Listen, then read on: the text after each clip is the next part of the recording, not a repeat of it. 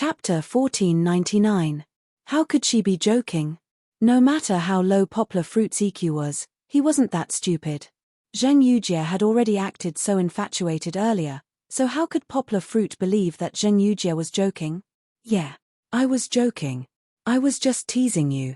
I just wanted to see if you really had feelings for me, and then you said yes. Hee hee. When Zheng Yujie laughed, her expression was a little gloomy for a moment. But she quickly recovered and laughed heartily. All right, I won't tease you anymore. You don't really believe that I want to be your lover, do you? Hehe, I don't look down on myself that much. Although Zheng Yujie's every word was very confusing to Poplar Fruit wouldn't doubt his feelings just now. Zheng Yujie was hiding her feelings of disappointment. So, he looked at Zheng Yujie worriedly, not knowing what to say. Should he say, I know you're not lying to her? Zheng Yujie was obviously giving them a way out. She was too smart and too considerate of Poplar Fruit, so she forcefully suppressed her emotions. But if Poplar Fruit still wanted to go against this and insist on sorting out the matter with Zheng Yujie, it wouldn't be good for him and Zheng Yujie. Furthermore, because he still couldn't accept Zheng Yujie, it would only lead to one result: Zheng Yujie would be hurt even more. All right, don't look at me like that. Zheng Yujie acted as if she was talking to a normal friend. She smiled naturally and said, Your wife is pregnant, quickly go home and take care of her. Why are you still staying here? Zheng Yujie turned around with her back facing Poplar Fruit and said in a clear voice, Oh yeah, you still have to come for the meeting tomorrow. It's not time for you to take maternity leave yet. The strange feeling in Poplar Fruit's heart became even stronger, but as he looked at Zheng Yujie's skinny back, his heart began to ache. But he couldn't say it out loud. Logic told him that going home was the best choice, as Zheng Yujie had said. He opened his mouth and said in a hoarse voice, I'll go back first. You have to take care of yourself. Don't think too much. Zheng Yujie didn't respond. She just waved her hand behind her, indicating for Poplar Fruit to leave quickly. Poplar Fruit gritted his teeth. Reason prevailed. He took his things and left without any hesitation. The door closed. After a long time, Zheng Yujie's shoulders began to tremble. If there was a camera that could rotate to the front of Zheng Yujie, it would definitely be able to see that her slightly lowered head was full of tears. Sob sob. Zheng Yujie's cries were suppressed in her throat, but the falling tears quickly wet the documents in her hands. This was no longer something she could control. In the huge office, only Zheng Yujie's figure was left, and only her choked sobs could be heard. In the end, she cried so much that she couldn't maintain her standing posture. She quietly hid behind the office desk, hugged her legs, and cried in a corner. The grievance in her heart seemed to have overturned the Pacific Ocean. Tears flowed endlessly from her eyes and rolled down. Why? However, no one knew about her grievance and her repeated questioning. She didn't want anyone to know about her weakness. Poplar Fruit didn't know either. Or rather, he could vaguely feel it, but he didn't dare to think or guess. He already owed enough. When Poplar Fruit returned home, Kiki and Fong Beibei hadn't returned yet. Fong Beibei had to go to school in the afternoon, so she insisted on going to pick up Kiki. Poplar Fruit didn't stop her at that time. Fong Beibei was only 2 months pregnant, and her belly didn't show any signs of pregnancy yet. Naturally, there was no need to worry too early. However, even though Fong Beibei and Kiki hadn't returned home yet, Poplar Fruit still felt a little guilty, so he went to take a shower and changed his clothes. Previously, when he had intimate contact with Zheng Yujie, there was some scent on him. Although Fong Beibei wouldn't check, Poplar Fruit was still worried. In fact, Poplar Fruit was overthinking. Fong Beibei didn't care much about these details, and she didn't even ask why Poplar Fruit took a shower. When she returned, she was just like Kiki, smiling happily from beginning to end. When I went to school, the teachers and classmates heard about it, and they all looked at me like I was some kind of big shot. Fong Beibei smiled like my daughter, and pulled Poplar Fruit to talk about the interesting things that happened that day. One by one, they came to look at me, and then a classmate said that pregnant women shouldn't sit in front of the computer, because they would be radiated by the computer. She even said it vividly, and copied the attitude that the classmate was eager to show off. He was right. Poplar Fruit laughed. So, our teacher moved me to the back of the classroom. Fong Beibei giggled. He even gave me a big stack of paper and said, Fong Beibei, you can sit here at ease. Don't use the computer, you can practice your calculation skills. Poplar Fruit couldn't help but laugh. Kiki poked her head over and asked, then, Mama can't watch TV in the future, right? Yes.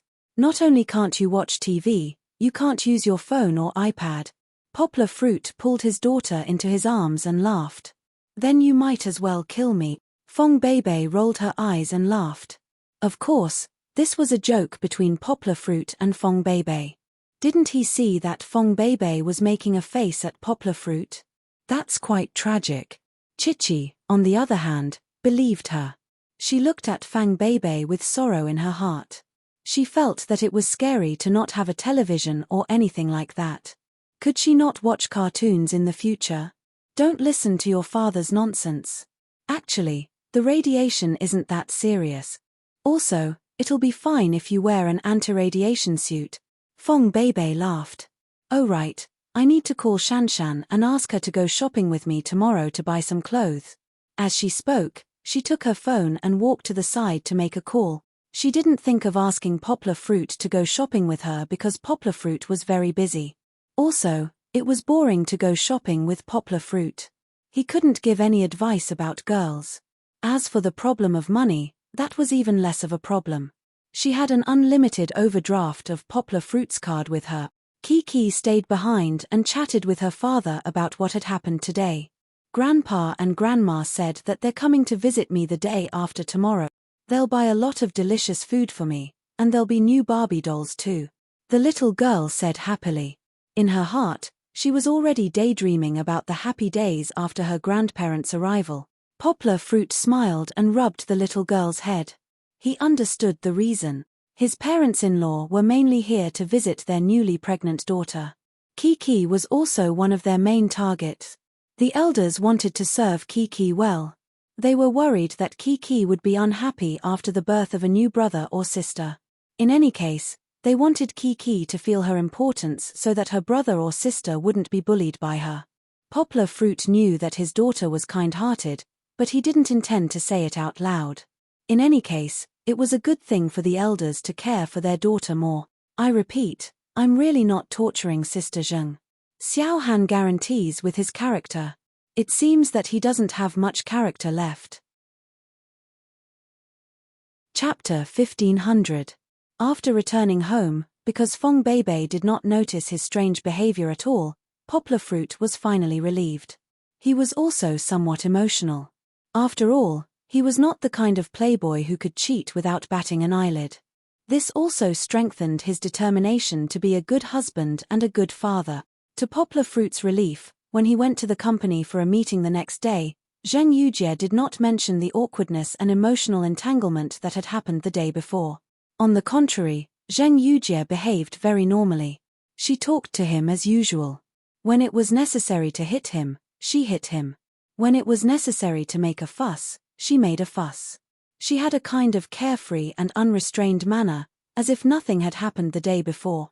Poplar Fruit was more or less worried, but he did not pretend to be a good person anymore. The more entanglement there was, the greater the damage it would cause. In the end, Poplar Fruit looked at Zheng Yujie with some complicated feelings. He went home after the meeting. However, his sixth sense told him that when he walked out of the building, there was a pair of eyes watching him from upstairs, unwilling to leave for a long time. However, Poplar Fruit had no choice. He sighed softly and turned to leave. The house felt like it was in turmoil and chaos. It was mainly because after hearing the news that Fong Beibei was pregnant, Mother Fang rushed over. Then, Poplar Fruit's godmother and Song Juwen's mother also received a request from Poplar Fruit's mother, Xu Jinfeng, to come over and join in the fun. When the two elders gathered together, naturally, they would not be nice to Poplar Fruit. Who asked this guy to be an expert in misfires? Previously, he had inexplicably brought back a daughter, and now Fong Beibei was pregnant before marriage. Although the young couple had already registered their marriage, in the eyes of the elders, if they did not hold a wedding banquet, they were not considered married at all. During the day, the two elders took Fong Beibei for a checkup, and at night, They urged Poplar Fruit to hurry up and hold the wedding with Fong Beibei. Otherwise, when the pregnancy was obvious, wouldn't they be laughed at by their relatives? However, at that time, Yang Guo and Fang Beibei were planning to get married after the Spring Festival next year. At that time, they even informed their classmates and asked them to apply for leave in advance so that they could all come over for a gathering. If they suddenly brought forward the wedding, it would disrupt all the plans. However, Poplar Fruit and Fong Beibei's protest was immediately cruelly suppressed by the three parties. Even Xu Jinfeng called from her hometown to give Poplar Fruit a scolding. How could a marriage be delayed because of a few guests' schedule problems? They had no choice but to start a new plan now. Seeing that the elders were staying up late talking on the phone and looking at the almanac to see the time, Fong Beibei also called her best friends the next day, and Chen Anlan, who was holding Song Debao, who was not even a year old yet, and hurriedly discussed the wedding plan at the end of November. Poplar Fruit listened to them, and he slipped out with the excuse of continuing the meeting, leaving the mess to this group of excited women. When he came back in the evening, he saw that they were still discussing in high spirits. Even Kiki could not help but join in the fun. So, after dinner, Poplar Fruit, Song Jiwen, and Wang Yubo, the three men, drove out to play. They went for a ride, sang karaoke, and went to a barbecue restaurant for supper. It felt like a bachelor's night in Western countries, where the men went crazy before getting married. Of course, when they came back, they were inevitably caught by the women and scolded. "We were so busy, but you went to have fun in the dark." The men, who were beaten up, finally behaved and obediently planned the wedding with the women. Song Jiwen was responsible for the hotel reservations and some procurement work. Who asked Section Chief Song to know so many people? Wang Yubo was also a smart person. He was responsible for accompanying the beauties to shop and bargain, and was responsible for dressing up the bridesmaids beautifully. Of course, he also had to contribute to his best man group. As for Poplar Fruit, he had to call them one by one according to the list provided by the women, explain the reason for the change of date, and invite the guests to attend their wedding. However, within 2 days, the news of Fong Beibei's pregnancy had spread all over the world. After all, at this time, Poplar Fruit and Kiki received unprecedented attention because of the hit Where Are We Going, Dad? Which was still on TV. Although the family kept a low profile and didn't accept any interviews, there were still paparazzi circling around them. The news leaked mainly because after returning to Yangcheng, the two elders hurriedly took Fong Beibei to the hospital for a checkup. They were caught off guard, so the ambushing reporters got the first-hand news. The reporters also knew that Poplar Fruit was going to hold their wedding in advance. Suddenly, there were all kinds of rumors of a shotgun wedding. Of course, this wasn't bad news. After all, Poplar Fruit and Fong Beibei were already a model couple in the hearts of the audience. The two of them even got a marriage certificate before, so they just lacked a grand wedding. Naturally, the rumors of a shotgun wedding weren't derogatory. On the contrary, after the news spread, Poplar Fruit and Fong Beibei received the blessings of a large number of fans. Many fans even went to Poplar Fruit's Weibo to ask him to take care of their top student goddess. Of course, Kiki's fans also said, "Continue to treat our Kiki well." They were still a little worried that Kiki would be ostracized. Naturally, they didn't have to worry about this. Fong Beibei had always been very good to Kiki, especially after they saw Fong Beibei's performance on the show. Fong Beibei's pregnancy received a lot of attention. Although Poplar Fruit and the rest didn't accept any interviews, they only released a piece of news through Mango Station. Fong Beibei's pregnancy was an unexpected surprise when she went to the hospital for a checkup after recording the show in Western Australia because she wasn't feeling well. Therefore, the last 2 episodes of the show were hyped up even before they were aired, and other stills were released. As a result, in the last episode, when Fang Beibei and the others appeared, the show's viewership ratings broke the record. Putting this hype aside, not long after Poplar Fruit finished recording the show, a bunch of production companies and directors came looking for him. They wanted him and Kiki to shoot movies, TV dramas, and advertisement. Naturally, Poplar Fruit wouldn't accept it. He wasn't short of money, and he wouldn't use Kiki as his money tree. As for whether his daughter wanted to enter the entertainment industry, he wouldn't make a decision for Kiki. Everything would have to wait until she grew up, or until Kiki could judge right from wrong and make her own decisions. However, there was an invitation that made Poplar Fruit a little tempted. It was from a Beijing satellite TV program group that came over after hearing that Fong Beibei was pregnant. They planned a variety show called The Age of the Second Child. The concept of the creation was naturally the more popular issue of the second child policy. They wanted to invite Poplar Fruit's family as guests to participate in the recording of several episodes, especially to show Kiki's care for her younger siblings. However, Poplar Fruit still refused. He was also very busy with his own work at school and publishing house. Fong Beibei was pregnant and needed him to take care of her. He really didn't have time to fly around. There was no other reason. Xiao Han didn't want to be called underwater by everyone anymore. Chapter 1501.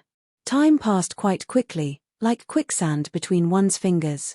2 months passed in the blink of an eye. In these 2 months, Poplar Fruit was naturally not busy with his and Fong Beibei's wedding. The wedding matters had long been enthusiastically taken over by a group of buddies and Fong Beibei's best friends. After he finished the phone call, he turned his head and immersed himself in his work.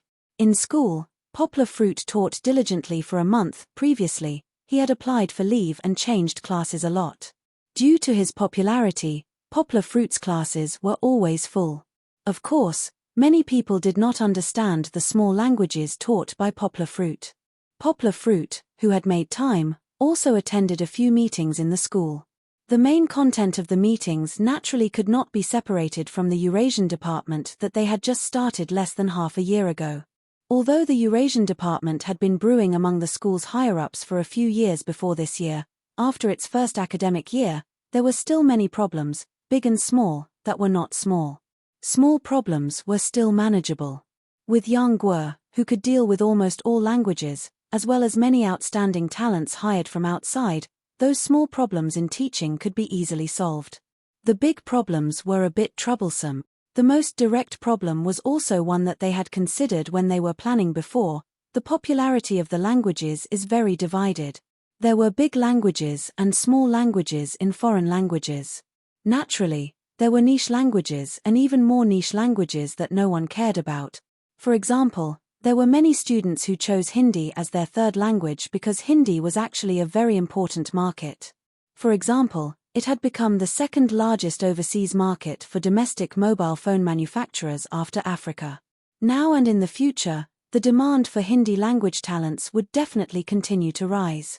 But relatively speaking, ancient Sanskrit, which was more inclined towards academic and not application, was ignored.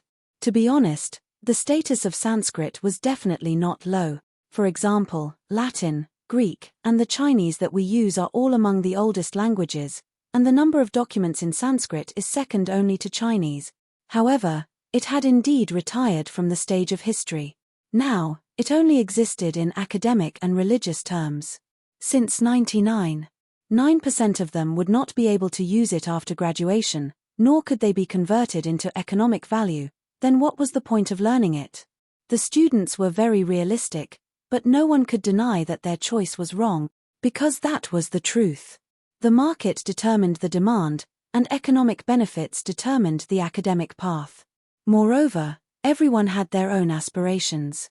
You could not drag others onto your chariot just because you advocated the academic spirit. In the past, the school's idea was to give it a try and keep it open. After all, there was Poplar Fruit who was a jack of all trades. They could use it as a pilot. If it worked in the future, they would continue to recruit teachers. If it didn't work, they would just remove it.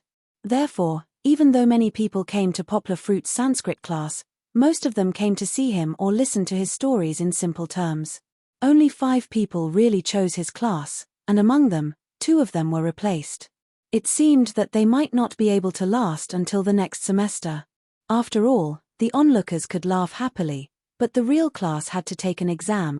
Therefore, the school planned to remove the majors that did not have many people choosing, such as Sanskrit, Danish, Azerbaijani, and so on. The majors that were chosen by less than 10 people were suggested to be removed from the school's catalogue of majors. Naturally, the ones that were left behind were the minor languages that had a wide audience. Not to mention the teachers, the school had to spend a lot of money to maintain the survival of these unpopular majors, and it would also arouse the disgust of some students who were replaced. Therefore, instead of barely maintaining it, it was better to invest the resources in this area into languages that had a wider audience, recruit more teachers, and let more students choose a third language that they like. However, there was also a problem with this. The school could not always be led by the market. If they looked at other majors with the same perspective of survival of the fittest, then shouldn't they remove many of the basic subjects like landscape planning and forensic medicine, and replace them with popular majors like economics, management, or computer science? Therefore, this matter caused a huge debate in the school. It was not because of poplar fruit, but because the school's teachers and management department had a lot of differences in opinion. Poplar fruit had not been in a teaching and management position for too long, so he could understand the thoughts of the students, teachers, and the school. However, he was not willing to remove these subjects. Don't underestimate the unpopular languages that had a small audience. Among the students who were really willing to choose, that was where the academic talents gathered. When others were rushing to choose those languages that were easy to learn and had a high demand for employment in order to earn big money after graduation, the students who were willing to immerse themselves in these languages were destined to be strong and focus. Just like great Master Ji, didn't he also tirelessly study Sanskrit for so many years? Didn't his few students also become the backbone of Beijing University or other related research institutes? Although these people were unknown, and although they might not be able to bring high returns to their alma mater in terms of status and finances, they were indeed the pillars of the university. Without them staying in the university to research and teach, the university would have closed its doors long ago. Therefore, Poplar Fruit's suggestion was to maintain the status quo, but not to force the students to choose. If they were willing to choose, then they should persevere. If they were unwilling, then they should not force them. However, Poplar Fruit also proposed an ambitious idea to expand the scale. He felt that it was wrong to limit the Eurasian minor to the scope of foreign languages. All the teachers and students in the school should have the opportunity to choose the minor courses of the Eurasian minor. The reason was very simple. Yang Guo was doing the opposite. He believed that since many students who learned a foreign language ended up doing all kinds of jobs, and even had to relearn new knowledge from work after all, most of the time, languages were only auxiliary. So why not let those students who were already learning their professional skills also learn a small language? The purpose of learning a minor language was not to let them change their profession to be a translator in the future, but to let them choose a career that was not limited to their own country's company, but to let them join multinational companies or foreign enterprises. That way, with a language that could be used to communicate with foreigners, they would definitely stand at a height that they dared not imagine. Poplar Fruit also drew a new blueprint for the school. After 10, 15, or even more years of accumulation, the school's talents would be favored by foreign enterprises, and even those non-mainstream national enterprises. Once it was graduation season, the school's own job fair would be able to attract local large enterprises from all over the world to come and recruit talent. With this, Higoshiyama University, which was heading towards the world and cultivating talents for the world, would be the real rise. Chapter 1502. Poplar Fruit's idea was very good, but of course, the reality was also very harsh. This plan would take a long time to implement, and there were many details that needed to be considered. There were many difficulties, and to realize it was no different from a long march of 108,000 miles. But there was still a need to have an ideal. What if it came true? Although Chen Zhongdai was furious before, he felt that Poplar Fruit's idea was to attack the foundation of the School of Foreign Languages, and it was very likely to change the School of Foreign Languages from a major university to a purely auxiliary position like an English teaching center. However, Poplar Fruit still persuaded the old man. Because the status of the School of Foreign Languages would not change, but its enrollment position would focus on academic talents and high-level applied talent. Academic talents were like the pedants in the history department, who focused on academic research, and high-level applied talents were to cultivate high-quality translator. Such a change was to change the School of Foreign Languages' current situation of cultivating jack-of-all-trades talents for society. Jack of all trades talents seemed to be able to do any job after graduation, but in fact, they were a bit like educated migrant workers, who could not get high wages and excellent social status. Now the School of Foreign Languages was like this. After graduation, there were students from all walks of life, but there were very few who could really appeal to society and open up employment channels for their juniors. Even if there were successful people, it was their own excellence and hard work, and their success could not be replicated. For example, the School of Management of Higoshiyama University was very good. The students they cultivated walked into many big enterprises, especially accounting. The branches of the 4 major international accounting firms, PwC, Deloitte, KPMG, Ernst & Young, in South China were almost the world of the School of Management of Higoshiyama University. Their success was passed down from generation to generation. Instead of giving up their own specialization and cultivating jack of all trades talents, it was better to focus on professional professors and let the School of Foreign Languages become the cradle of linguists and translator. And sharing and popularizing it would not only make the School of Foreign Languages more outstanding, but also improve the competitiveness of the graduates of the entire school. Of course, Poplar Fruit was not so selfless. He believed that if foreign language learning was made universal in the school, there would be more talents for him to choose from. Poplar Fruit would be overjoyed even if he could get a dozen or so talents in language that he could continue to nurture. Poplar Fruit would try his best to persuade these good seedlings to continue their studies during their postgraduate and doctoral studies, so as to cultivate more linguistic experts for China. Just like him and Chen Zhongdai, they could raise the voice of China in the international association. Of course, all of this was just a beautiful fantasy. Poplar Fruit, Chen Zhongdai, the teachers of the School of Foreign Languages, and the new president of Higoshiyama University, who supported their idea, would continue to work hard for this idea in the next few years. But at least they had a direction. Compared to the feeling of crossing the river in school, Yang Guo was much more relaxed in New Translation Road publishing firm. That was because the professional managers of New Translation Road were not school administrators. They only needed Poplar Fruit to give some professional advice. After a few days of research, they came up with a set of countermeasures. Simply put, New Translation Road would take the initiative to help the country implement the support policies. Specifically, they would help those publishing houses that wanted to develop foreign business to find foreign publishing channels. There were 3 reasons why New Translation Road Publishing House was able to dominate the industry before. The first, of course, was inseparable from the translation team led by Poplar Fruit. It was mainly because of the existence of a monster like Poplar Fruit. As the vanguard general of New Translation Road Publishing House, he directly fought for half of New Translation Road's market from scratch.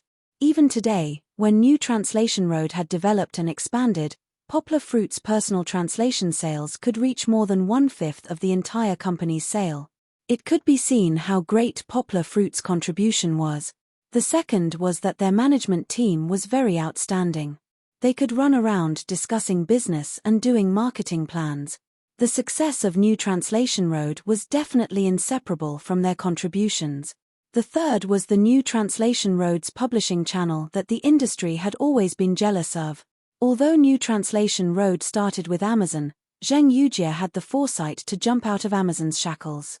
Instead, they relied on their reputation and a group of elites to cooperate with publishers all over the world and open up their own channels. This was something that other publishing houses could not imitate. And now, this plan was to use New Translation Road's channels to support other publishing houses in the country and help them go out. This caused some controversy among the executives. After all, they were sharing their own business with other publishing houses and their competitors so selflessly. No one would be willing to share this with them. You have to look at the long term. As the big boss, Zheng Yujie personally persuaded them. If they looked at the immediate benefits, New Translation Road was indeed not worth it. Moreover, they had cultivated a lot of terrifying opponents for no reason. No matter how they looked at it, it was a losing deal. However, in the long run, New Translation Road could stabilize its position as the industry's leader through this generous performance. It could also gain the support of many publishing houses that were not ambitious. Most importantly, the country would take note of it.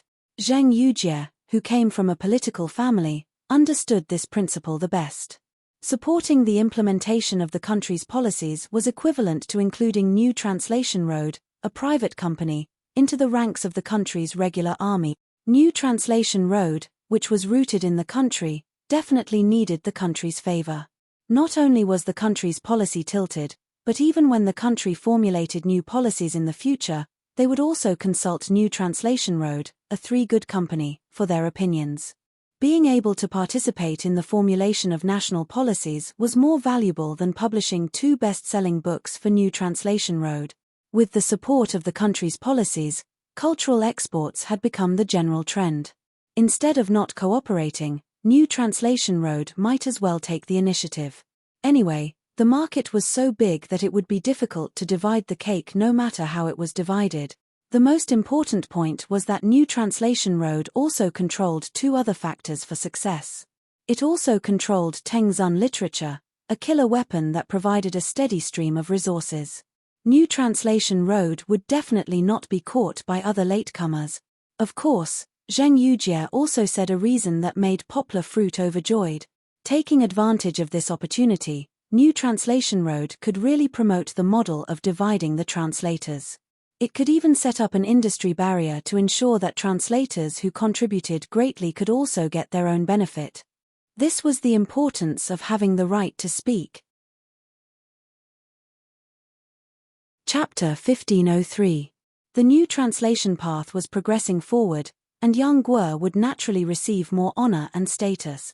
But in fact, Poplar Fruit had received too many awards this year. For example, the Han Suyin Youth Translation Award that those budding translators looked up to. Poplar Fruit, whose ability had long surpassed his peers, was too embarrassed to participate in such a competition. The more authoritative Ge Baoquan Literary Translation Award, which was one of the two major literary translation awards in the country, had listed Poplar Fruit as a favorite since last year. Naturally, Poplar Fruit did not disappoint and won this award at the beginning of this year. And to his surprise, in November, there was news from abroad that the International Translation Federation had also announced that this year's Northern Lights Outstanding Literary Translation Award would be awarded to He. The Ge Baoquan Literary Translation Award could not be compared to the Northern Lights Translation Award.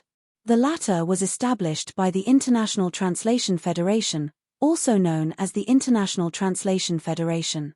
It was one of the highest awards in the international translation field. In addition, this award was only given out once every 3 years.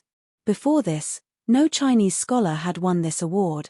The reason why it was awarded to Poplar Fruit was not only because Poplar Fruit had translated works for 2 Nobel Prize winners in literature, but also because Poplar Fruit's translation of online novels had caused the Chinese Xuanhuan craze all over the world. More importantly, it was because of Poplar Fruit's academic achievements in the past 2 years. At this level, translation theory was not even presentable.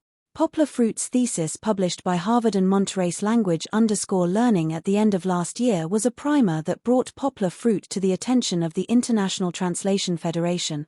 It couldn't be helped. A theoretical thesis that could reduce the difficulty of learning Chinese was enough to cause a sensation in the academic world. And Poplar Fruit's latest thesis published in the middle of this year, although it was not published in an authoritative foreign journal, it caused a sensation that foreign scholars could not ignore. If the previous articles were to be said to only reduce the difficulty of learning Chinese, then Yang Guo's latest article was to break down the cultural barrier between Chinese and English from both sides. Not only were Chinese language scholars excited, but Western countries also began to pay close attention to it. Even those languages that were closely related to Chinese culture, such as Indonesian and Korean, also sought out Poplar Fruit's articles in an attempt to gain some inspiration from them. The International Translation Union realized that Poplar Fruit's contributions over the past 3 years were indeed worthy of awarding him a Northern Lights Award. The purpose of this award is to promote the development of literary translation, improve the quality of translations, and highlight the important role that translators play in promoting the close unity of people around the world. Wasn't that what Poplar Fruit had done?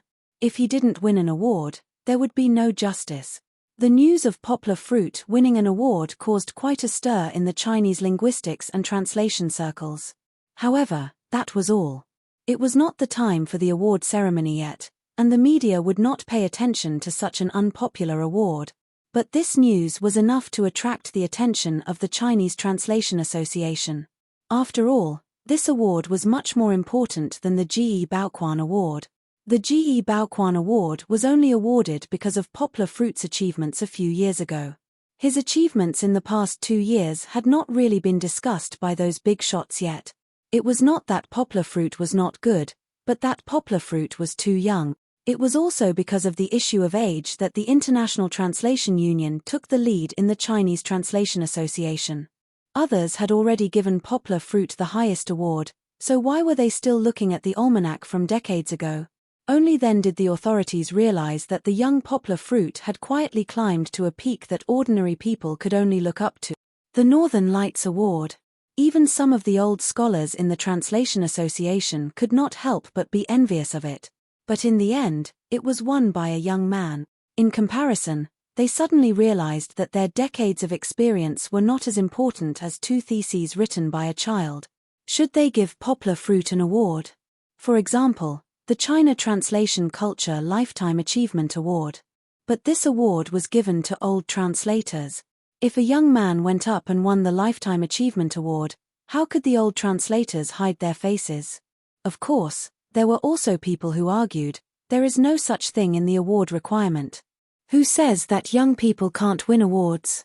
How can Poplar Fruit's achievements be worse than those of the previous winners? This person was none other than Poplar Fruit's old friend, Professor Rowling. Although this award had not been decided yet, and Poplar Fruit's qualifications were also very controversial, Poplar Fruit was still mentioned. Even if he did not win the award next year, perhaps the year after next, or the year after next, he believed that one day, Poplar Fruit would be able to use his better and better results to gain everyone's support. Outside of work, Poplar Fruit also accompanied Kiki to Beijing because Kiki's birthday was on November 11th. Using this opportunity, the 5 families, except for Fong Beibei who was pregnant and was forbidden from going anywhere by her parents, all gathered in Beijing. This was the first time they had reunited after a month of filming. The little fellows were having a great time. Because the production team had sent a photographer, the audience was lucky enough to see Nuo Yi leading a little white horse, and Chichi sitting on top of it with a smile on her face. In fact, more than a week ago, the 3rd season of Where Are We Going, Daddy, had already finished airing, but the audience still felt that it was not enough. Especially the emotional last episode, it made the audience's emotions feel like they were on a roller coaster. First, it was the laughter and laughter of the children innocently interacting with the small animals. Then, it was the sadness brought by the off-key but pleasant farewell songs of the fathers before dinner. But after the sadness, it was the 3rd day. Suits, princess dresses, and other luxurious outfits made the 5 family members show their faces one by one. Although every loving moment was a little torturous, poor single children, at the same time, they could feel all kinds of immersive happiness. But the happiness and joy did not last long before it reached the final segment. The 5 families sat together and recalled every detail of their 8 trips. The constantly changing video footage and everyone's red eyes moved every audience member. But in the end, they still said goodbye. And it was a goodbye that did not have the chance to start again. The audience was sad for a long time, and some female audience members even cried a few times. In the end, the production team did not forget to fan the flames by showing the photos of the children's reunion and gathering in Beijing. Oh my God, don't you know that after seeing these children for a week, actually, a month, they have changed quite a bit. Da Jun and Kang Kang have chipped their front teeth. Isn't this feeling very unbearable? Yes, the production team wanted everyone to go back and watch the show a few more times. When they parted, they had to do it forcefully, because if they saw them again, it might be the last time. No, it should be said that if they met again in the future, these 5 adorable children might not be able to recognize them. Chapter 1504. Even though the outside world was paying attention to Poplar Fruit's life, Poplar Fruit had quietly made a name for himself in his field. In the future, Poplar Fruit, who was more focused on academics, teaching, and public welfare, would be even more brilliant. However, at the end of November, all the glory, fame, media, and fans' attention were cast aside. As for Poplar Fruit's work, he also took half a month off. All his energy was put into Poplar Fruit and Fong Beibei's most important event in their lives. Finally, after half a year, Poplar Fruit and Fong Beibei finally welcomed their grand wedding. Song Jiwen was very helpful. He helped Poplar Fruit rent a resort in the suburbs of Yangcheng for 4 whole days. The cost was not much. The resort took into account Poplar Fruit's fame and only charged 200,000 yuan for the rental. There were many benefits to renting a resort. In addition to the wedding banquet, the resort also provided guests from afar, Poplar Fruit's relatives, students who worked in other cities, with luxurious hotel accommodations. All the guests could even enjoy the resort's hot spring service. In the cold winter, being able to soak in a hot spring was definitely the best thing to do. Of course, there was another benefit to the resort. It was spacious. It was not like the previous weddings, where a large group of people were crowded in the hotel lobby. For the wedding, Poplar Fruit spent a lot of money. In addition to booking a resort, ordering a super luxurious wedding banquet, and hiring a professional wedding host team, etc. Poplar Fruit even hired a fleet of cars to pick up the guests at the airport, train station, and other places. As for his wedding car, Poplar Fruit did not have to worry about it. Remember when he bought Le Dong Juiu's national husband from Poplar Fruit? Although Poplar Fruit didn't contact him often, their relationship wasn't bad. Perhaps young Master Wang's father, the richest man in the country, had reminded him of something. Although Poplar Fruit was not a businessman, Poplar Fruit's influence was not bad at all. In the entertainment industry, he could not be compared to an A-list celebrity. He had the additional influence from overseas, and his status in the academic world was unparalleled. He had even shown his face in front of the #1 leader. Such a low-key young talent that no one could ignore, young Master Wang, who had no conflict of interest, was naturally willing to befriend him. So, when young Master Wang heard the news, he took the initiative to come to Poplar Fruit and drove 10 luxurious sports cars from his garage. BMW and Mercedes-Benz weren't even on the list. Lamborghini, Ferrari, Porsche, extended Lincoln, and so on were standard. Among them, there was an Aston Martin that was worth more than 40 million. Although this was not young Master Wang's best car, the entire fleet's market value had exceeded 100 million. At first, Poplar Fruit refused. The value of the fleet had frightened him and Fong Beibei. But, young Master Wang kept persuading him, and what he said made sense. This was a once-in-a-lifetime wedding, so it had to be a grand one. The rich young Master Wang even patted his chest and said to Poplar Fruit, "Don't worry, the cars are all insured."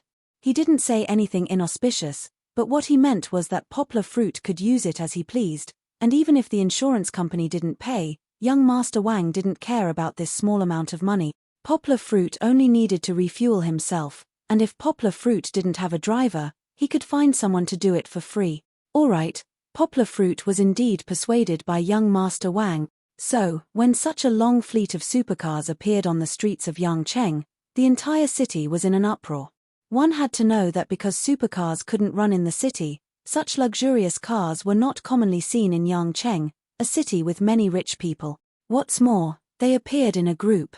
If it weren't for the fleet's strict adherence to traffic regulations, and the festive wedding stickers on the cars, the traffic police would probably have arrested them halfway. However, such a dazzling motorcade inevitably attracted the attention of the public, especially when it stopped at the traffic light.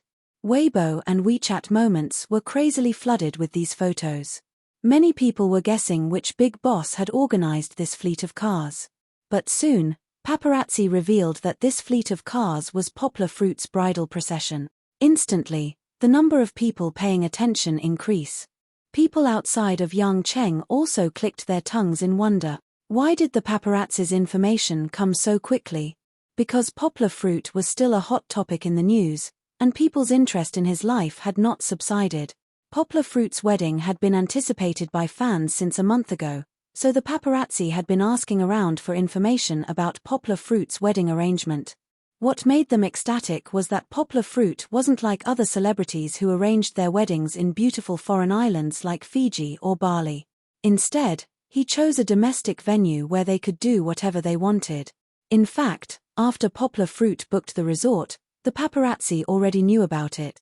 So, for the past 2 days, it was as if they had been injected with chicken blood, surrounding the resort. Because Zhuangzhou helped to find security inside, they couldn't get in, staring at every guest and identifying the.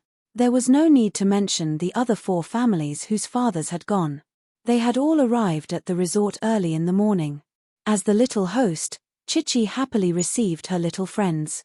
There were also many celebrities attending Poplar Fruit's wedding. Celebrities from the entertainment industry who were close to Poplar Fruit were all there, such as Teacher his 5-man team, Mango TV's producer Sierra and village chief Li Rui. The other members of the production team weren't famous, Sister Pomegranate, and director Han Han, Che and Juan, Beast, by Ku, and other unexpected creatives. Che and Juan was originally one of Poplar Fruit's groomsmen, and the other friends of Wen Tiani were technically supposed to call Poplar Fruit boss. What surprised everyone was that Beckham, who was far away in England, also came to Yangcheng with his family. Of course, they didn't stay at the resort, but chose to stay at the hotel booked by the sponsor. Although they were also busy with some business matters, Beckham still smiled and told the reporters that his main purpose in coming to Yangcheng was to attend his good friend Poplar Fruit's wedding. This news made the whole country boil with excitement. Even the Leon fever, Poplar Fruit's English name, which had cooled down in foreign countries, showed signs of rising again because of Beckham's revelation. Of course, in places where the media didn't notice, there were also VIPs from Givenchy quietly arriving in Yangcheng. Artil, who had become the chief designer of Givenchy, and his granddaughter, Luo Danny, also came to attend their old friend Poplar Fruit's wedding. Chapter 1505. Of course, the reporters paid more attention to the big-name celebrities mentioned earlier. However, other than the celebrities, famous people from all walks of life also received their attention. It was a bit like a guessing game. They happily stayed at the entrance of the resort and examined every guest that came and went. They wanted to see if they could find more important people from Poplar Fruit's group of relatives and friends who were invited to the wedding banquet. The netizens also liked to watch. Their curiosity was very strong. In the end, they found out that there really were people. Most of them were from the academic world. For example, Luo Lin and the other professors who had appeared on TV through Lecture Room were easily recognized. Although they were a bit like has-been celebrities that no one cared about, don't underestimate the power of the paparazzi. As for the other important people who couldn't be recognized, for example, Dean Qi Shan of Beijing International University's College of Advanced Studies, Professor Yuan Xinlin of Beijing University, Professor Liu Shufeng of Shuremu University, etc. Although the outside world knew nothing about these people, they were well-known figures in the academic world. Needless to say, the professors from Higoshiyama University in Yangcheng didn't appear in public so early. Anyway, it was very close and they could rush over on the same day. The paparazzi posted the photos online and the students from their respective universities identified them. Suddenly, it caused a lot of exclamations. Everyone knew that Poplar Fruit was amazing, but how amazing was Poplar Fruit? It was difficult for outsiders to have an intuitive idea. However, seeing so many big names in the academic world come to support Poplar Fruit, everyone understood that Poplar Fruit was definitely not a nobody. Even the rising stars were not worthy of his fame. He was already a superstar. Otherwise, why would so many influential people come to Yangcheng to attend his wedding banquet? Even if they were on good terms with him, these big names didn't need to lower themselves to please a junior. Therefore, the situation could only mean one thing. Either Poplar Fruit had a strong background, or Poplar Fruit was really amazing. The former was obviously impossible. After years of digging by the media, the world knew what kind of background Poplar Fruit had. Moreover, Poplar Fruit's teacher was only the dean of Higoshiyama University. Therefore, Poplar Fruit was really amazing. He was so amazing that many big names wanted to please him. Other than the academic world, people from the gaming world also came. There was no need to mention Uncle Tiger from Hueshue. This guy wasn't famous. What really made everyone excited were the 3 big names from Blizzard from the United States. The usually low-key Alan, Mike, and several other big bosses also appeared at the resort. They didn't have any relationship with Poplar Fruit, it was settled a few years ago. However, Their friendship with Poplar Fruit had been maintained. However, when it came to Hearthstone, which had become Blizzard's flagship game, they should also show respect and gratitude to Poplar Fruit and Fong Beibei, who accidentally created it. Therefore, the appearance of Alan, Mike, and the others made the domestic Blizzard fans excited. At this time, they remembered that the Hearthstone that they played every day after dinner was the work of a Chinese couple. Of course, they should be called husband and wife now. Now, after several years, Hearthstone was finally at the peak of its development. There were all kinds of leagues, and its creators had ended their love run and started to write their own happy lives. We're all old. Some forum moderators introduced it in such a sentimental way. Many fans were moved to tears. Well, let's not talk about that. Apart from the big names that everyone paid attention to, there were also many people that the paparazzi didn't notice or didn't even appear in their field of vision. For example, people from the political world kept a low profile. For example, the county magistrate from Poplar Fruit's hometown, Chen Longjiang, who was already working in Guishan province but had a deep personal relationship with Poplar Fruit. Thanks to Poplar Fruit, he was already sitting on the mayor's throne, Uncle Jin from Guangdong province's education department, and so on. There were also people from the military world, such as Jing Zhuo, Meng Sanhua, Yang Zhengdong, the Xiong brothers, and so on. They were all present. However, these people from the military and political world knew that Poplar Fruit's wedding banquet was bound to be watched. Therefore, those who came from other places chose to stay outside. In the end, they sat in the car sent by Poplar Fruit and went directly to the wedding banquet. Moreover, they didn't sit in the main hall. Poplar Fruit chose a few luxurious rooms to entertain them. As for those with higher ranks, such as the director of the public security department, Yang Wanxiong, or Zheng Yujie's father, of course, they wouldn't come. However, they all called Poplar Fruit to congratulate him. Zheng Mingsheng's attitude towards Poplar Fruit had always been a bit strange. He wasn't like Zheng Yujie's mother, who had always been hostile towards Poplar Fruit. Instead, he admired Poplar Fruit and had always respected Poplar Fruit's academic achievement. Of course, he didn't give Poplar Fruit any help. He watched Poplar Fruit's growth from an outsider's perspective. He always felt that it was very interesting. However, it was undeniable that because of the mysterious relationship between Poplar Fruit and Zheng Yujie, Zheng Mingsheng wouldn't be nice to Poplar Fruit. After all, although Poplar Fruit was a good man, he had delayed his daughter's youth and put Zheng Yujie in a position to fight against the family. However, Poplar Fruit didn't appreciate it. If it weren't for Zheng Mingsheng's admiration for Poplar Fruit would have died a terrible death. Therefore, it was precisely because of this strange attitude that Zheng Mingsheng suddenly called to congratulate Poplar Fruit. This made Poplar Fruit feel flattered and nervous for a long time. It couldn't be helped. Not long ago, the daughter of a provincial party secretary almost became his mistress. How could Poplar Fruit not panic? In addition to these famous people, the rest were relatives, classmates, and friends of Poplar Fruit and Fong Beibei. They were the main force among the guests. These days, the resort village was filled with their laughter. However, why would the paparazzi care about these ordinary people who weren't famous? Just as they gradually couldn't find any interesting new discoveries, a bus slowly drove over. The children who got off the bus with pairs of bright and curious eyes made them cheer again. It was the children from Xiong family village. Although they couldn't recognize them, they could guess that they were the children from the mountain areas that Poplar Fruit did charity. Sister Xiaolin. Brother Xiaofeng. Brother Anshuren. Kiki cheered and welcomed them happily with Nuo Yi and a few of her friends. In the middle of the team was Luo Danny, the little princess of France. The little girl was overjoyed. During this time, it was like a festival for her. Many of her friends came to play with her. Let me introduce you all. You are all my good friends. Under Kiki's introduction, the children who didn't have the distinction of rich and poor quickly integrated. Chapter 1506. Vroom, vroom, vroom. Under the watchful eyes of the crowd, an Aston Martin motorcade drove over in a flashy manner.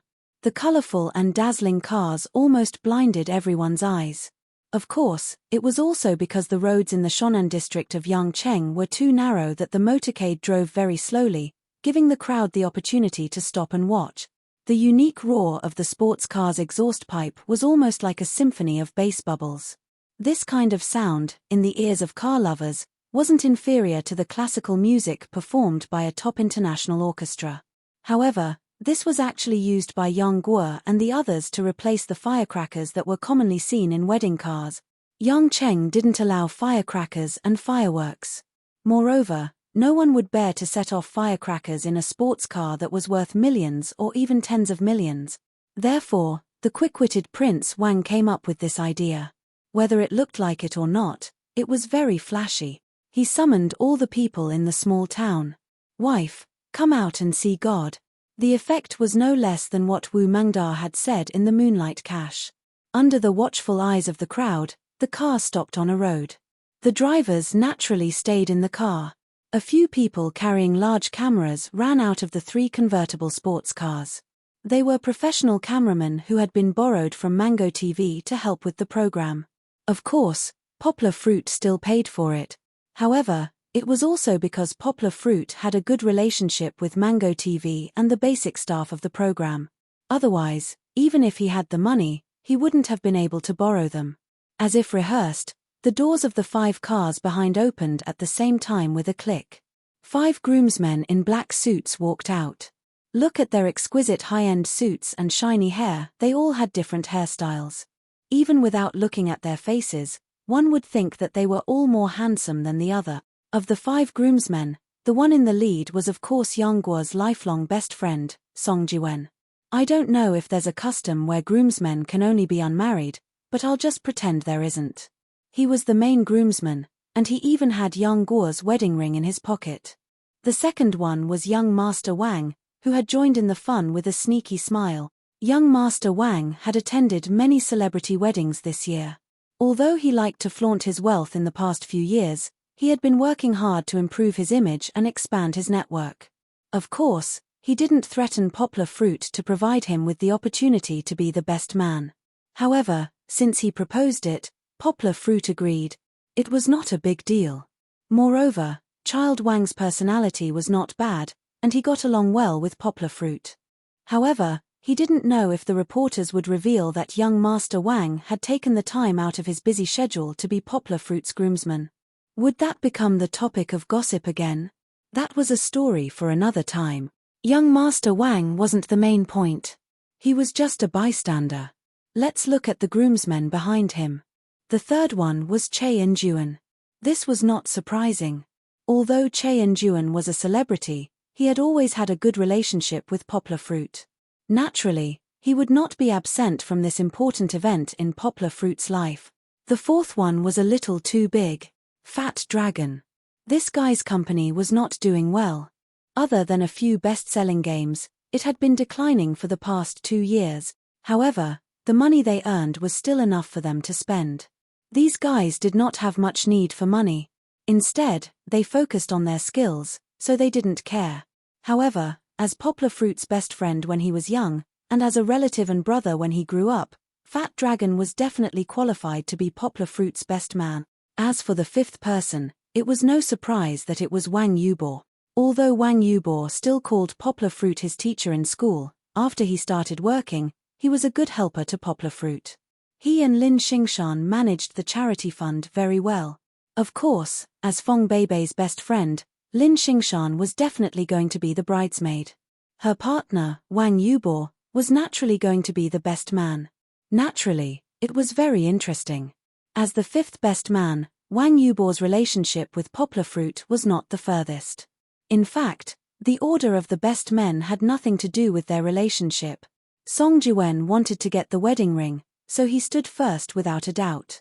Wang Yubo was the youngest, so naturally, he was the last best man who often had to run errands and do this and that.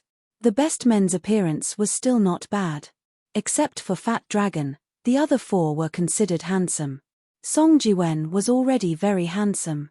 In terms of appearance, Poplar Fruit was a little worse than him. Needless to say, Che Enjuan had an evil charm with his aquiline nose. Wang Yubo was not bad either.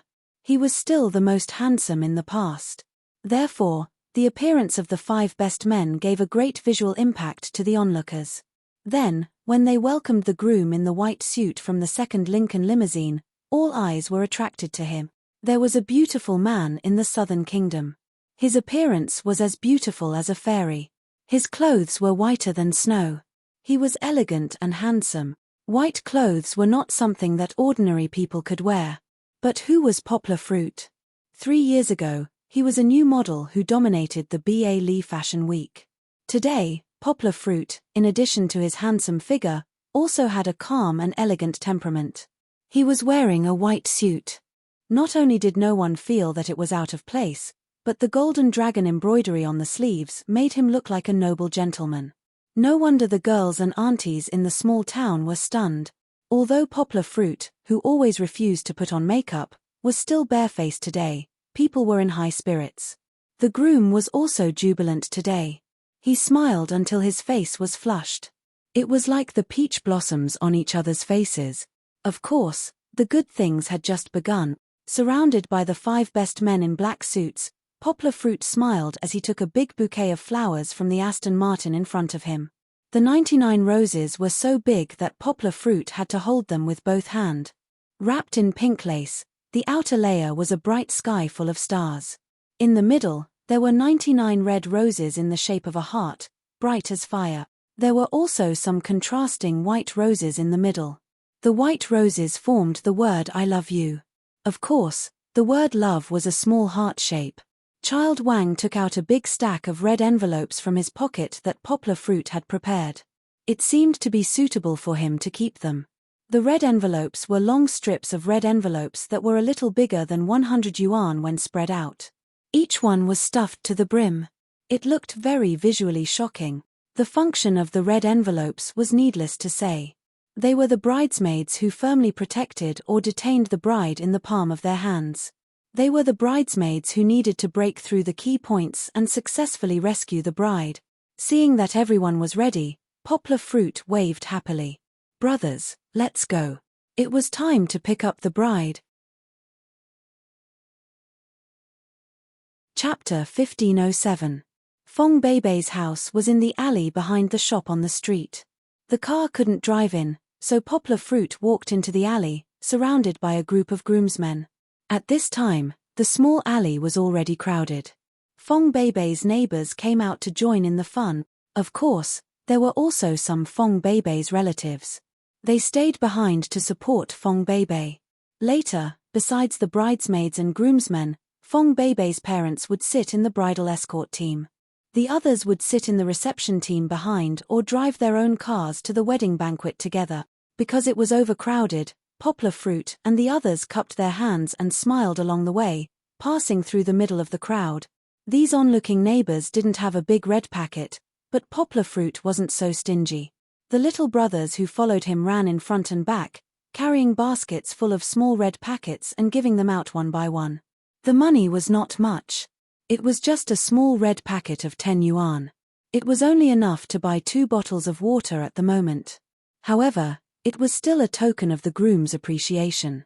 Everyone accepted it with satisfaction. They smiled and congratulated. Congratulations, congratulations.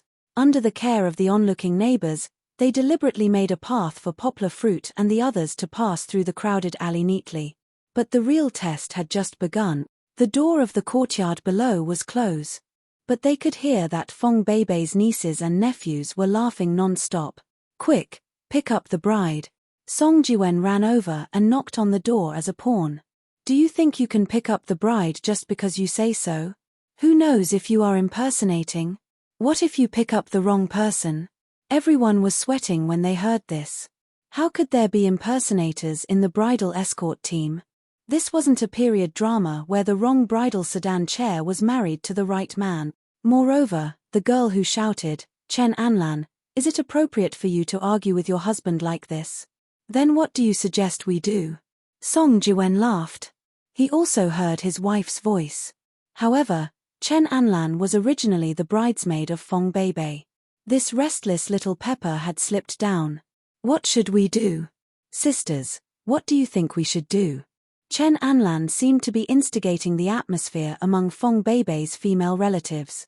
He heard the giggles of a large group of orioles, and then shouted in unison, Of course we have to show our appreciation. Fortunately, we were prepared. Poplar Fruit smiled and waved his hand. There was no need for Poplar Fruit to do it himself. The tall and strong Che Enjuan took out 2 large stacks of red envelopes from the 2 inner pockets of his suit. They were slightly smaller than the ones in Child Wang's hands. But the amount was not small. There were 200 renminbi in 1 red packet. Che Enjuan did not hesitate. He stuffed about 20 stacks of red packets through the lock on the big iron door. Song Jiwen shouted, "Count them. Is it enough to share? If it's not enough, we have more." Hee hee, hee hee. It was a mess inside. It seemed like they were snatching red packets. However, Chen Anlan did not participate. She was there to cause trouble. She shouted, "Not enough, not enough, not enough, we have more." Song Jiwen took another stack from Fat Dragon and stuffed it in. However, at this time, there was gradually no sound. "Hey, can you say something?" Song Jiwen asked in confusion. There was no movement. There was only the sound of whispers. Fortunately, before the groom and groomsmen could get impatient, the door was unlocked. Then, with a creak, it was pulled open by 2 young girls who were covering their mouths and laughing. The Fang family's courtyard was not big, and they planted flowers. Usually, only Father Fang's car could be parked, and Poplar Fruit's car could only be parked outside. But later, Poplar Fruit paid for his parents-in-law to buy the nearby land and refurbish it. Now, the courtyard looked very spacious. However, it was still full of people. They were all Fong Beibei's relatives, and most of them were the younger generation who had come to watch the show. They were laughing and sizing up Poplar Fruit and the others who had just entered. Especially the cameramen who were carrying cameras, they were all curiously stared at by the children.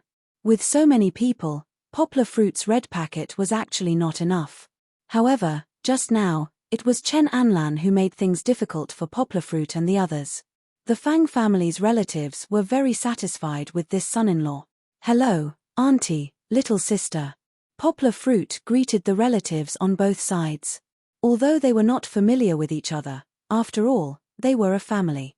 Poplar Fruit had done a lot of studying. "All right, don't waste your time here with us." An auntie who was more important in the Fang family laughed and said, "Come in quickly. Your parents-in-law are waiting for you." Poplar Fruit quickly nodded and gestured to her, then walked straight to the door of the house. The 5 groomsmen behind him slowed down and stood slightly outside the door, like door gods. Poplar Fruit had to face it alone. Poplar Fruit did not hesitate and gently pushed the door open. Originally, the living room had a sofa and a coffee table as usual. However, at this moment, the original furniture had been pushed to the side. Facing the door, there was an antique square table and 2 old-fashioned armchairs. Father Fang, who was wearing a red tang suit, and Mother Fang, who was wearing a cheongsam, was sitting in front. This was the wish of the elderly. As Poplar Fruit and Fong Beibei were more inclined to have a Western wedding, while the elderly were more traditional, they still followed Chinese customs when picking up the bride. Poplar Fruit walked in and knelt down respectfully. He kowtowed to his parents-in-law and said, "Dad, Mom, I'm here to pick up Beibei."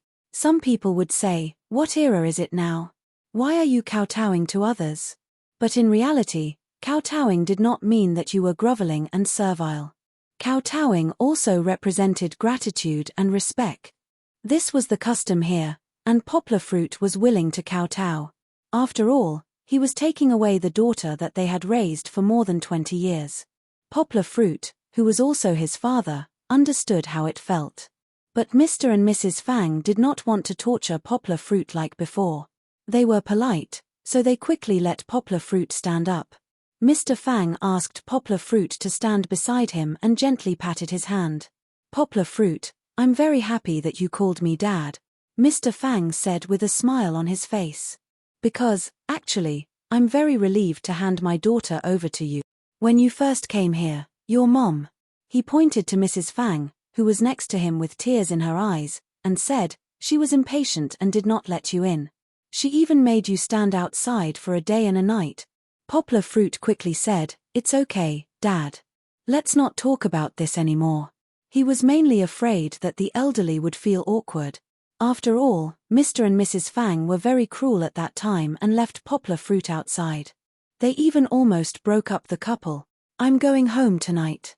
Fortunately, Xiaohan finished writing the ending of the novel last night.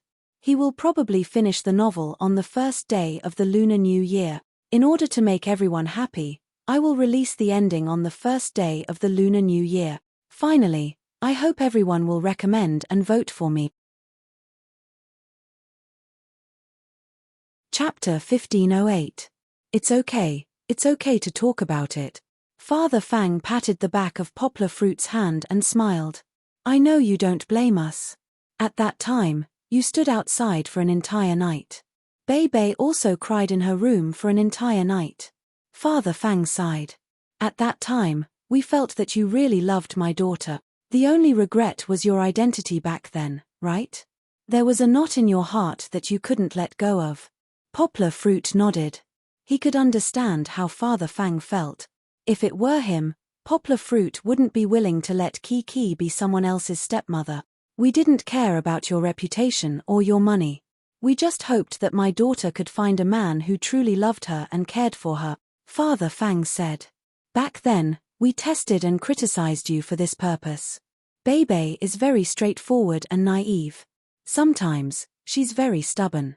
Although she doesn't have any bad intentions, when she's stubborn, it's hard to tolerate her, Father Fang said. I know that you always gave in to her and protected her when we quarreled at home. We all know how hard you've worked for the past few years. Actually, Poplar Fruit and Fong Bei didn't quarrel much. The two of them loved each other like an old married couple. But, just like what Father Fang said, when they really quarreled, Fong Bei's temper wasn't small. The two of them almost broke down from their quarrel. But, because they cared about each other, they reconciled in the end. Now that the two of you are going to be a real family, you have to continue living well. Life is a matter between the two of you.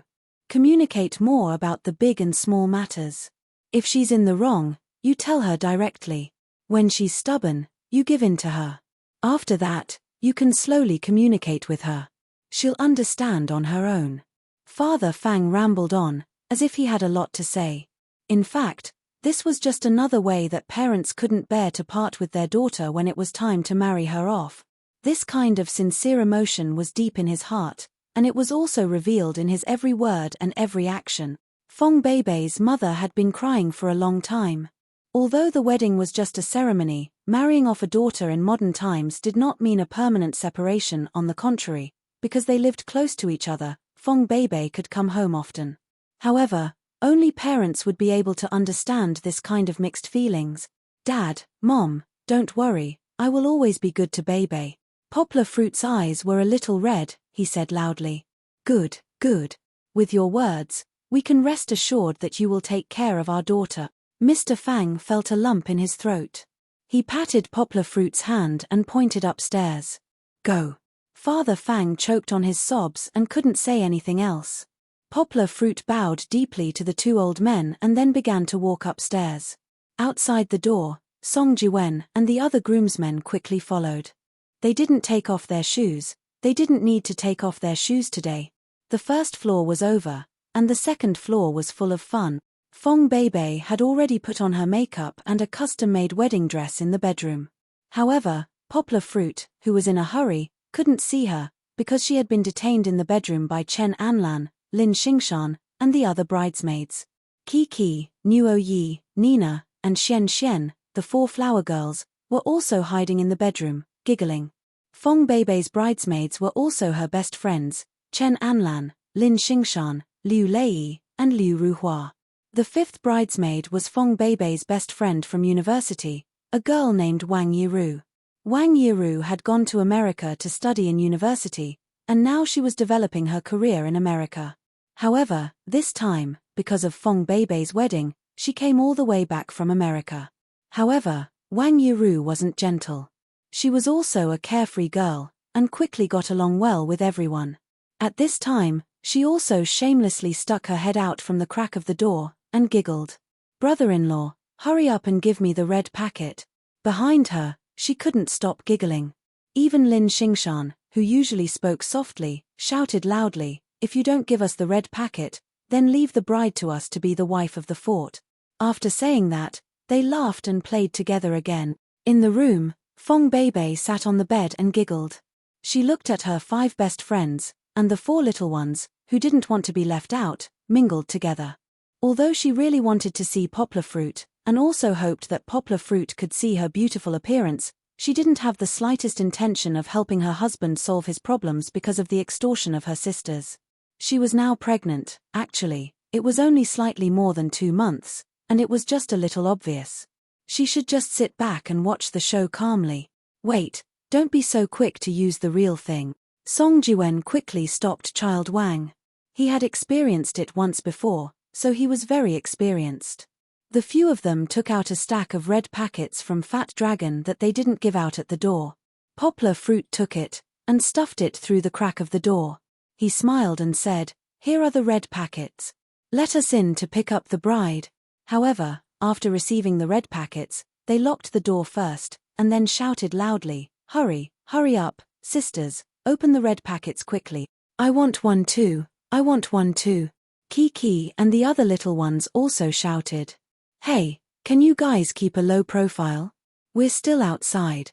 We can hear you." Song Jiwen knocked on the door and shouted. "We like it, what can you do?" Chen Anlan didn't give her husband any face at all. "Why are there so few?"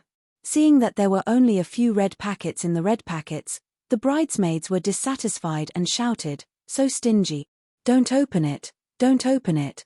How dare you fool us? Poplar Fruit, don't take out the big red packets. Don't even think about getting married today." Under their instigation, the little ones also jumped and shouted, "Big red packets, big red packet." Poplar Fruit took the big red packets from Child Wang this time, and stuffed them in one after another. "How much is it this time? Open it."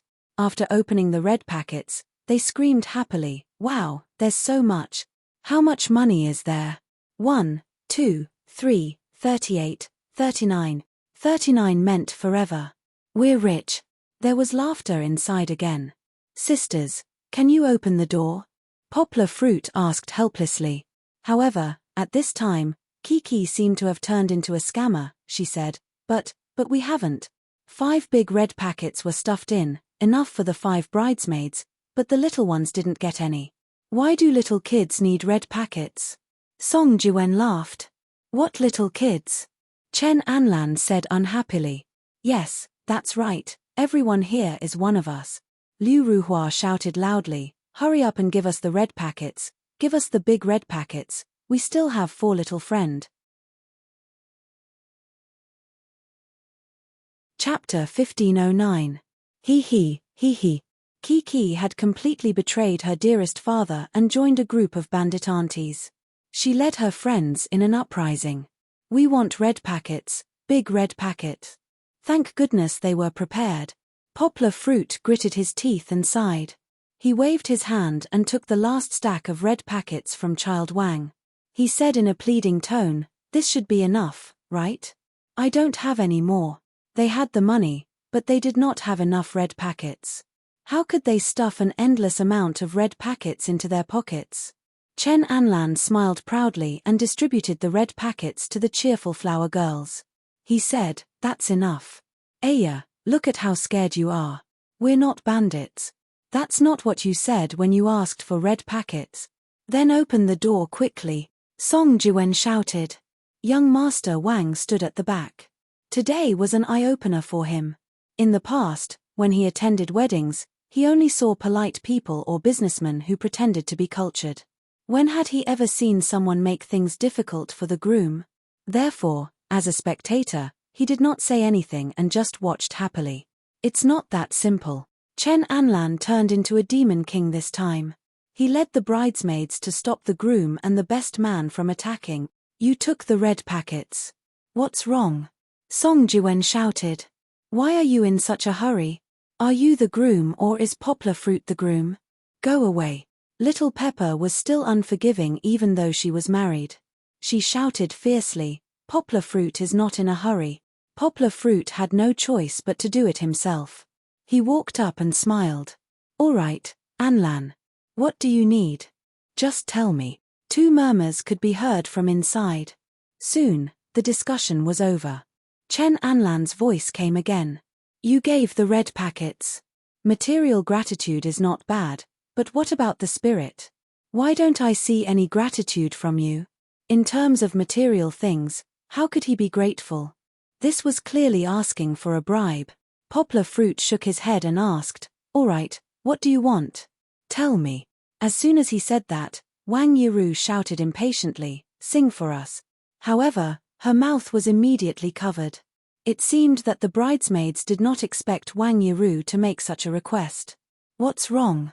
Child Wang asked in a low voice as he looked at Song Jiwen and the others who had suddenly become flustered. Fat Dragon turned his head expressionlessly, looking like he had nothing left to live for. He stretched out his two big hands, covered his ears, and whispered, Later, you'd better cover your ears too. When Poplar Fruit heard this, he glared at them in annoyance. He felt that his singing was not so bad that everyone had to cover their ears. He turned around and asked, Then what do you want me to sing? Wang Yiru wiped away the cold sweat on her forehead. Only now did she realize that other people needed money to sing, but Poplar Fruit singing was life-threatening. Of course, there were also a lot of exaggerations, but the words spoken were like water spilled out, and it was too late for regret. The bridesmaids could only let Wang Yiru continue to be willful. Just sing Sister Na's Conquer. Wang Yiru thought for a moment, then added, Just sing the two classic lines. Poplar Fruit understood what the other party meant. He thought for a moment, then opened his mouth and sang, Conquered by you just like that, cut off all my escape routes, my heart is firm, my decision is wise. Poplar Fruit changed the lyrics himself, Conquered by you just like that, turned into a stupid pig for you, my heart is clear, my love is captive to you. Although it was improvised, Poplar Fruit's lyrics were very affectionate. Therefore, even though Poplar Fruit singing was not good, the bridesmaids still shouted in envy. So amazing. So talented. Bebe, you're so lucky. Ahem, can we open the door now? Poplar Fruit asked. No, no. How could they be satisfied so quickly? The bridesmaids shouted again, You only sang for Bebe, you haven't sung for us yet. Then what should we sing? Poplar Fruit scratched his head and asked. No matter what you sing, just make us laugh. This voice was Liu Ruhua's, and she laughed. Yang Guo's eyes lit up. He got some inspiration from Liu Ruhua's voice. Immediately, he opened his mouth and said, I'm Larogar, I'm from the village, I'm a local sheep, Fut. Suddenly, everyone laughed. Even the cameraman almost couldn't hold his camera. No one thought that Poplar Fruit would do such a thing. This song, or the Hong Kong version of Tun started from a comedy movie, Charlotte's Trouble. Later, in order to promote his new movie, Andy Lau actually sang this song. Poplar Fruit's Mandarin was super standard, but it didn't mean that he couldn't imitate the Hong Kong accent. These few verses, he sang really well. Child Wang laughed so hard that he had to support himself against the wall to stand still. He was very familiar with this song. The movie that was popular in China in the middle of the year was produced by Wanda. Inside, the northeastern Liu Ruhua was also laughing hard. Ayo, Poplar Fruit, you're so funny. This Hong Kong joke, he really didn't get tired of it even after playing it for a year. Is this okay? Yang Guo asked anxiously.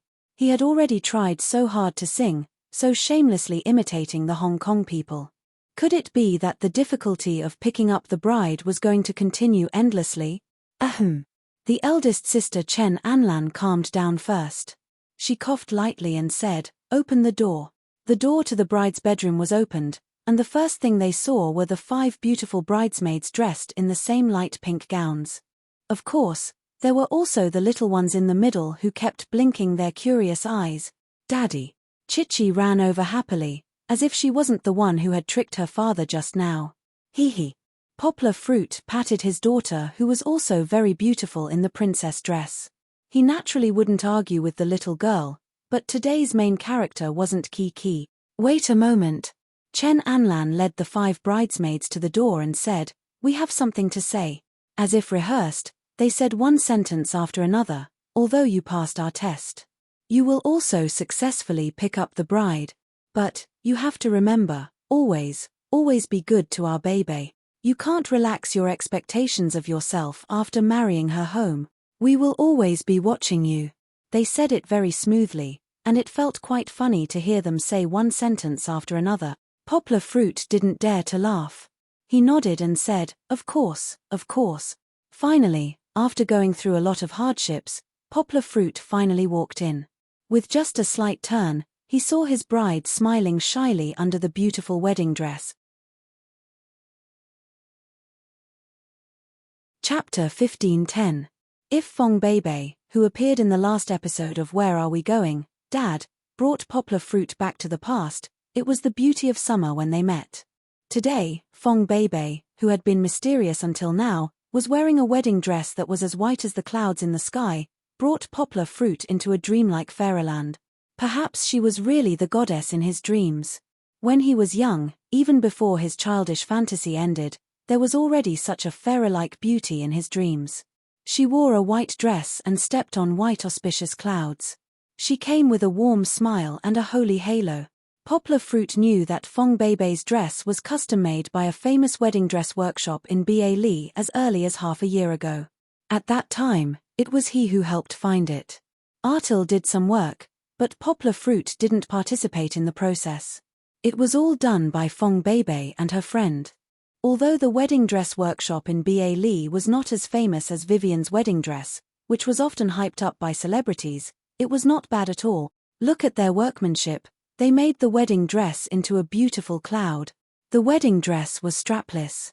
Although she was now wearing a jacket because she was afraid of the cold, Fong Beibei's smooth skin and delicate collarbones were still faintly discernible. The slightly tightened waistline made Fong Beibei's slender waist look particularly exquisite. Fortunately, Fong Beibei was now only 2 months pregnant. Only her lower abdomen was slightly swollen. Under the layers of crystal gauze, it was not obvious. She had secretly said to Poplar Fruit before, in fact, it's good to get married early. In the future, you may not even be able to wear the wedding dress. That was true. Even though she could always order a custom-made wedding dress if she couldn't fit into it, it wasn't a problem for young Guo. However, who wouldn't want to appear at their wedding in front of their family and friends? Although the wedding dress was strapless, the tail was very long. Its skirt was the same as the waist. It was a tight fit, tailored to the curves of the body.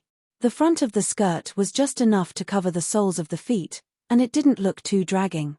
The back of the skirt extended from the knees.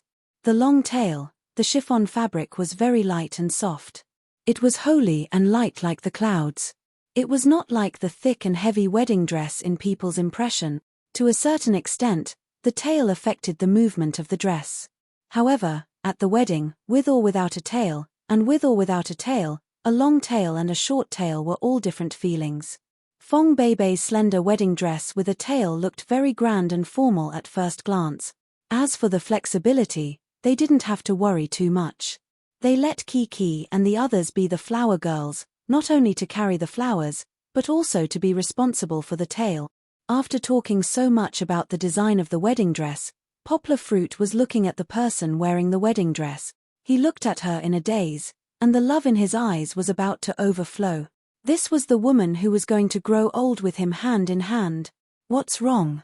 Are you stunned? Chen Anlan was very satisfied with Poplar Fruit's performance.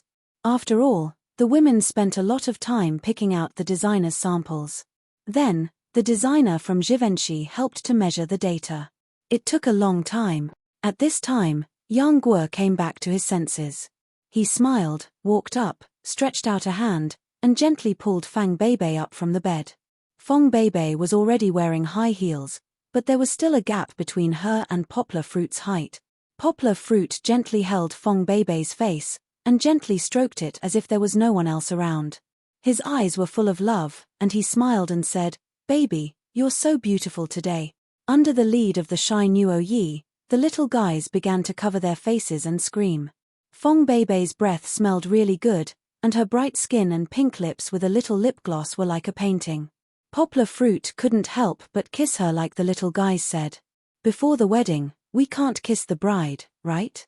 Lin Xingshan asked weakly. That's right.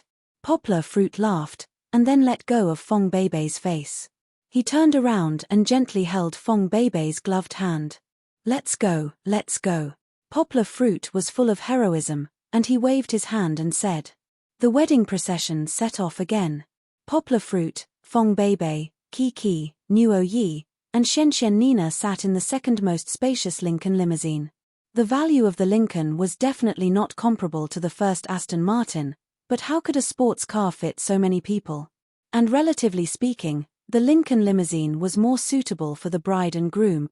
The other 5 pairs of groomsmen and bridesmaids also sat in the car behind in pairs.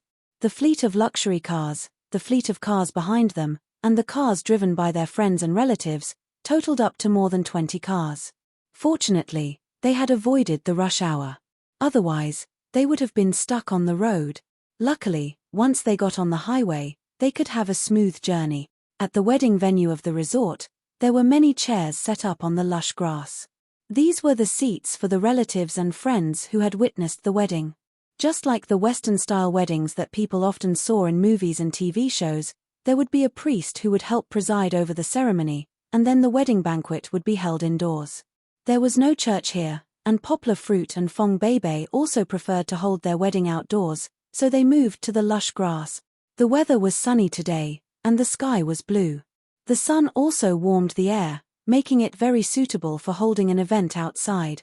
Not everyone would attend the wedding, as there were limited seats. Those who came were relatives from both sides, and especially close friends. The others did not regret it, either. They would sit in the splendid hotel, eating and drinking. Poplar Fruit would then bring Fong Beibei to visit them one by one. The decoration of the venue was very exquisite, even more luxurious than the last episode of Where Are We Going, Dad? Fragrant flowers surrounded the entire meadow with flower racks that were taller than a person. The wooden wedding stage also became a curtain wall that was truly covered with flowers. Luckily, Yangcheng was also known as the flower capital, and it was close to the end of the year, so the flower beds in the suburbs were full of flowers. It was not difficult for Poplar Fruit and the others to buy so many fresh flowers, and they even included a door-to-door delivery service. So, these blooming flowers were sent last night, and they were made in a rush. Other than the flowers, there was also a white ribbon, and a beautiful entrance arch, which was like a gate to the sky. These were all specially made by people who spent a lot of money, but, other than these, there was no other place to spend money. Relatively speaking, this kind of wedding was actually very frugal. After the fleet of luxury cars entered the resort, they first stopped in the resort for a while, waiting for Fong Beibei's relatives to be seated. Then, they slowly drove to the final wedding venue. Chapter 15:11.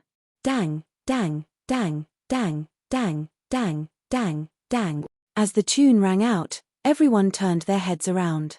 Under the threatening gazes of the adults, the restless children secretly whispered to their companions, "The bride is here, the bride is here." On the main stage, Poplar Fruit was already standing to the right of the priest, while the groomsmen and bridesmaids were neatly divided into 2 sides. Below the stage, the immediate family members of the 2 families were also seated in front. According to the rules of a Western wedding, the newlyweds had to attend separately. Poplar Fruit came out behind the priest invited by the Sacred Heart Church, while Fong Beibei slowly got out of the car after the music started. Fong Beibei's father was already waiting outside the arched door. Fong Beibei held onto his arm, smiling faintly as she followed her father along the red carpet to the main stage. Xianxian and Nina walked in front with flowers in their hands, while Nuo Yi and Qi walked behind with Fong Beibei's long wedding dress in their hands. After all, Fong Beibei's father was a graduate of Shuremu University, so his compatibility with Western culture was much better than many of the older generation. He had never practiced this step before, but after listening to the explanation once, he walked quite well. If it were Poplar Fruit's father, Yang Tai, who had been a farmer all his life, he would probably be confused by these complicated rules. "So beautiful!" the audience exclaimed. There were also some relatives from Poplar Fruit's village who didn't understand the dialect, but they also praised sincerely, "Brother Guo's wife is really beautiful, just like a fairy." At this moment, Fang Beibei really looked like a fairy from the heavens stepping on white clouds. She was graceful, and her steps were graceful. She was so beautiful that one could not look straight at her. In fact, Fong Beibei usually didn't walk like this, but today she was wearing a pair of nearly 10 centimeters high heels, so it was a little difficult for her to walk. On one hand, she had to walk steadily, and on the other hand, she had to raise her head and straighten her chest to maintain a natural expression. For this reason, Fong Beibei practiced for a few days. As she walked, she became slower and more elegant.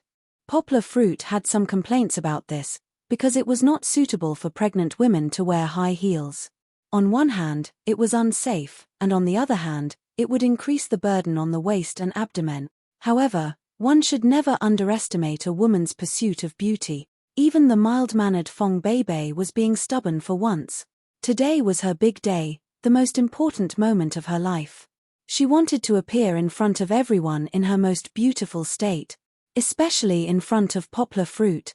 Therefore, Poplar Fruit had no choice but to agree. Poplar Fruit was on tenterhooks as he watched Fong Beibei slowly walk over. Fortunately, Fong Beibei's father was by her side. Fong Beibei walked a little slower, but very steadily. Finally, under the envious gazes of their relatives and friends, Fong Beibei's father sent Fong Beibei to Poplar Fruit's side before retreating to the first row below the stage and sitting down. The music stopped, and the atmosphere gradually became solemn. This was because there were no small programs interspersed here. The most important step of the wedding was about to begin. Poplar Fruit and Fong Beibei faced each other, smiling sweetly at each other. The priest stood between them a little behind, holding a Bible, and was ready to begin his vows. Now, the two newlyweds, please place your right hand over your heart and answer God's question. Although the priest was invited by the Sacred Heart Church, he was also Chinese, so he conducted the ceremony in Chinese. Poplar Fruit and Fong Beibei both placed their right hand over their hearts and felt their own heartbeat. Their heartbeats were slightly faster, and that was a little excitement of happiness. Bridegroom, Mr. Poplar Fruit, today, in the form of marriage, you accept Miss Fong Beibei as your legal wife. From now on, in health and in sickness, in wealth and in poverty, are you willing to love her, respect her, protect her, and be with her for the rest of your life? Was there a need to hesitate? Poplar Fruit said firmly, I do. Then, Fong Beibei received the same question. She looked at Poplar Fruit with a smile and said sweetly without hesitation, I do. The audience applauded, but it was not the next segment yet. The priest said calmly, Poplar Fruit, Fong Beibei, now, please hold each other's hands. As husband and wife, please swear to each other. Poplar Fruit, please tell me. Poplar Fruit nodded and said, I, Poplar Fruit, marry you as my wife with all my heart. No matter if you are in good times or bad, rich or poor, in health or in sickness, happy or sad, I will love you without reservation. I will try my best to understand you and trust you completely. We will become a whole, a part of each other.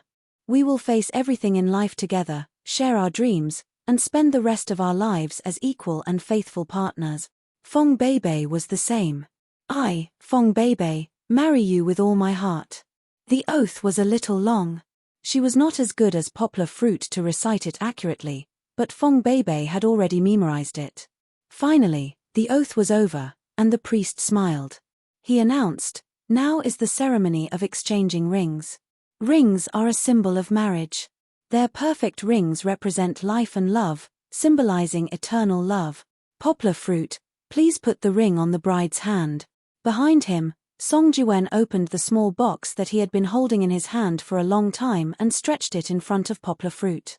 Poplar Fruit took out their wedding rings. The wedding rings were different from the diamond rings they had worn when they proposed. This one was platinum and inlaid with diamonds. The diamonds inlaid were slightly smaller, mainly because they would usually wear them on their hands. The custom-made wedding ring from Tiffany was more like a simple ring than a crafty one. If one did not look carefully, one would not be able to tell that the retro patterns on it were actually their Chinese names. Poplar Fruit was serious, as if he was taking care of a priceless antique. He gently held Fong Beibei's raised left hand, and then put the wedding ring on her ring finger. At that moment, Poplar Fruit's heart was surging, as if he had been looking forward to it for a lifetime. The smile and happiness on his face could not help but overflow. Fong Beibei, please put the ring on the groom's hand. The priest looked kindly at Fong Beibei. Fong Beibei also took the groom's wedding ring from the first bridesmaid, Lin Xingshan, and gently put it on Poplar Fruit's left ring finger. The only difference between the groom's and the bride's wedding rings was the diamonds on them.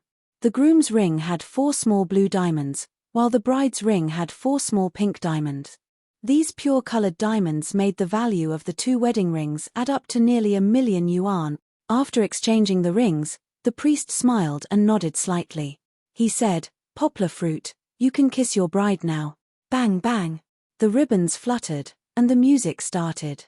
Poplar Fruit smiled and welcomed the blushing Fong Beibei. Chapter 15:12. There was no cliched wedding plot, nor was there any bizarre mistake of the groom mispronouncing the bride's name. The Western-style wedding ended with Poplar Fruit and Fong Beibei hugging and kissing, as well as the cheers and applause of all the relatives and friends. However, the whole wedding had just begun. Because everyone had moved to the resort's huge hotel, the chefs had already prepared a super luxurious feast for them. The wedding banquet's chef was hired separately. The resort's originally simple buffet chef was not worthy of this scale. Every table's drinks were slightly inferior: red wine, white wine, and soda, but the dishes that covered the sea, land, and air were all priced at 5,000 yuan per table. Of course, the most expensive was the seafood. There was abalone stewed with black ginseng, steamed lobster with scallions, braised sea cucumber with mushrooms, fish maw, and other precious seafood such as scallop. Of course, the mainland dishes and air dishes were not simple, either. There was dragon and phoenix platter, Buddha jumps over the wall, Jinxiu suckling pig platter, yam stewed with 3 treasures, and so on. As for the dishes, of course, Cantonese cuisine was the main dish, with Huayang cuisine as a supplement. Because both families were from Cantonese province, the other guests could also accept these 2 dishes. In order to hold this wedding banquet, to gather the relatives and friends of both families together and have a good time, Poplar Fruit had spent a lot of money, not to mention that his wedding was in response to the country's call to not accept betrothal gifts. Even if he accepted them, Poplar Fruit would not be able to recoup his costs. Of course, Poplar Fruit did not care about these things in the first place, as long as they were happy. While the guests were happily eating and enjoying the feast, Poplar Fruit and the rest were not idle. He and Fong Beibei, along with the mighty group of groomsmen and bridesmaids, had already started to visit their relatives and friends one by one from the private room on the 2nd floor. Most of the people were in the hall downstairs because it was lively. As for the people on the 2nd floor, they had to sit in the private room because it was lively. They were all more famous guests, like Beckham and other big stars, or high-ranking officials and dignitaries with more special identities. They could not sit among Poplar Fruit's relatives. With them around, who would be able to eat in peace? The first room they walked into was the largest private room in the innermost part of the room. The attendants were all specially selected. Sitting inside was the head of Guangdong province, Zheng Yujie's father, Zheng Mingsheng. Those who sat with him were people like Chen Longjiang, his father, and his family. Chen Longjiang was also there. He had a strong background and was able to talk to Zheng Mingsheng. Of course, there were also leaders of Higoshiyama University. Uncle Jin, who was the deputy director of the Department of Education, could only sit at the end of the table. Song Jiwen's father was a small director of the Civil Affairs Bureau. Although Poplar Fruit had asked him before, he didn't dare to use his relationship with Poplar Fruit to squeeze into this room. The majesty of the leader of Guangdong province was not something that an ordinary person could handle. This was something that young Master Wang felt the most. As the son of the richest man in the country, he was forced by his father to memorize the names of all the big shots in the country, including their families, to prevent him from fooling around and provoking others.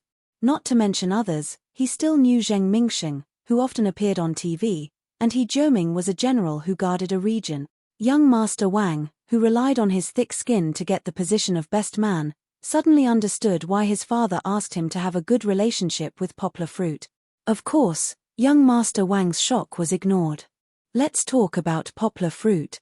When he came to this room, he was very nervous.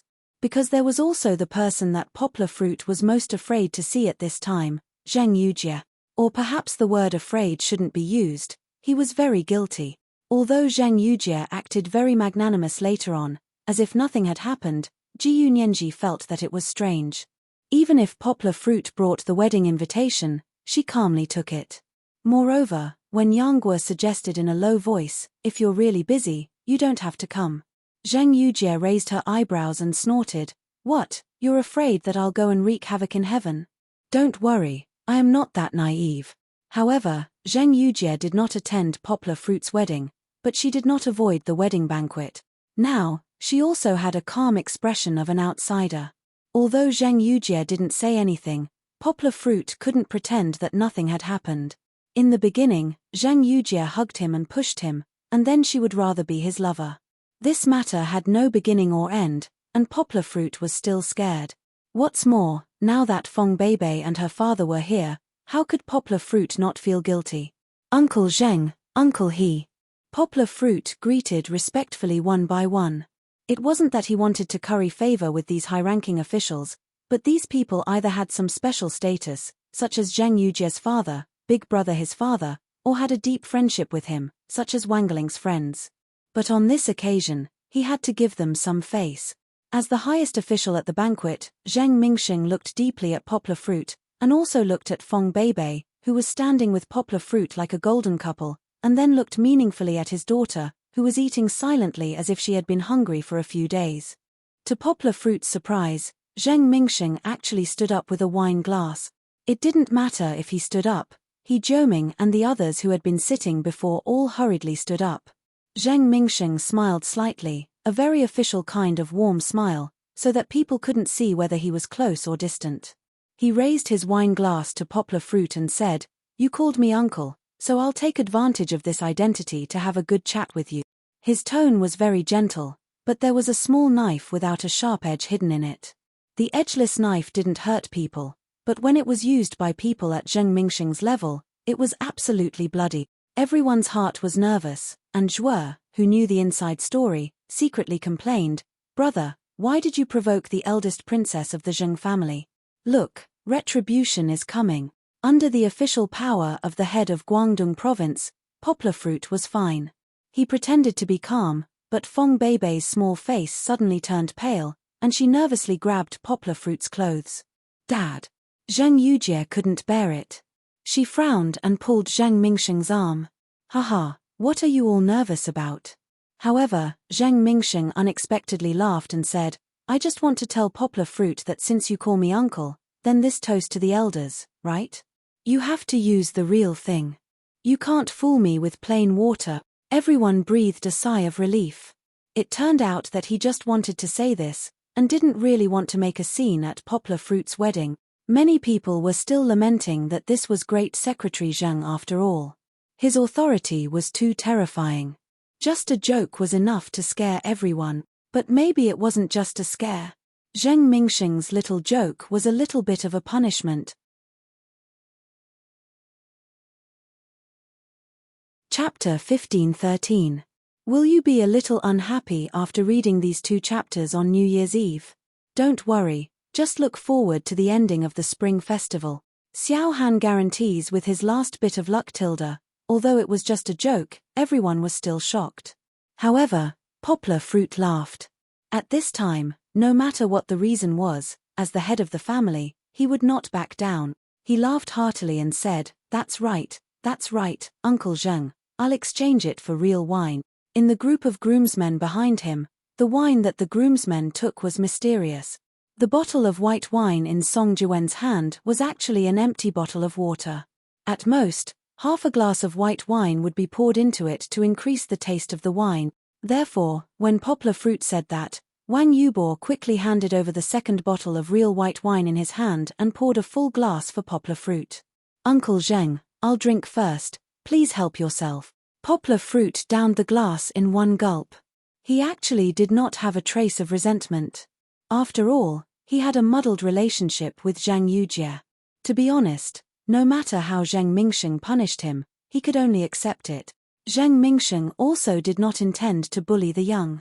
He smiled and clinked glasses with Poplar Fruit, then took a sip and prepared to sit down. However, at this time, Feng Beibei gently gritted her teeth. In her personality, although gentle, there was a hidden stubbornness. Fong Beibei turned around and forced Wang Yubo to pour her a glass of white wine. Before anyone could react, she held the glass with both hands and said in a clear voice, "Uncle Zheng, I'll also toast to you." "No. You're pregnant, how can you drink?" Zheng Yujie exclaimed. Poplar Fruit also hurriedly grabbed Fong Beibei's hand. This silly girl, her eyes were slightly red.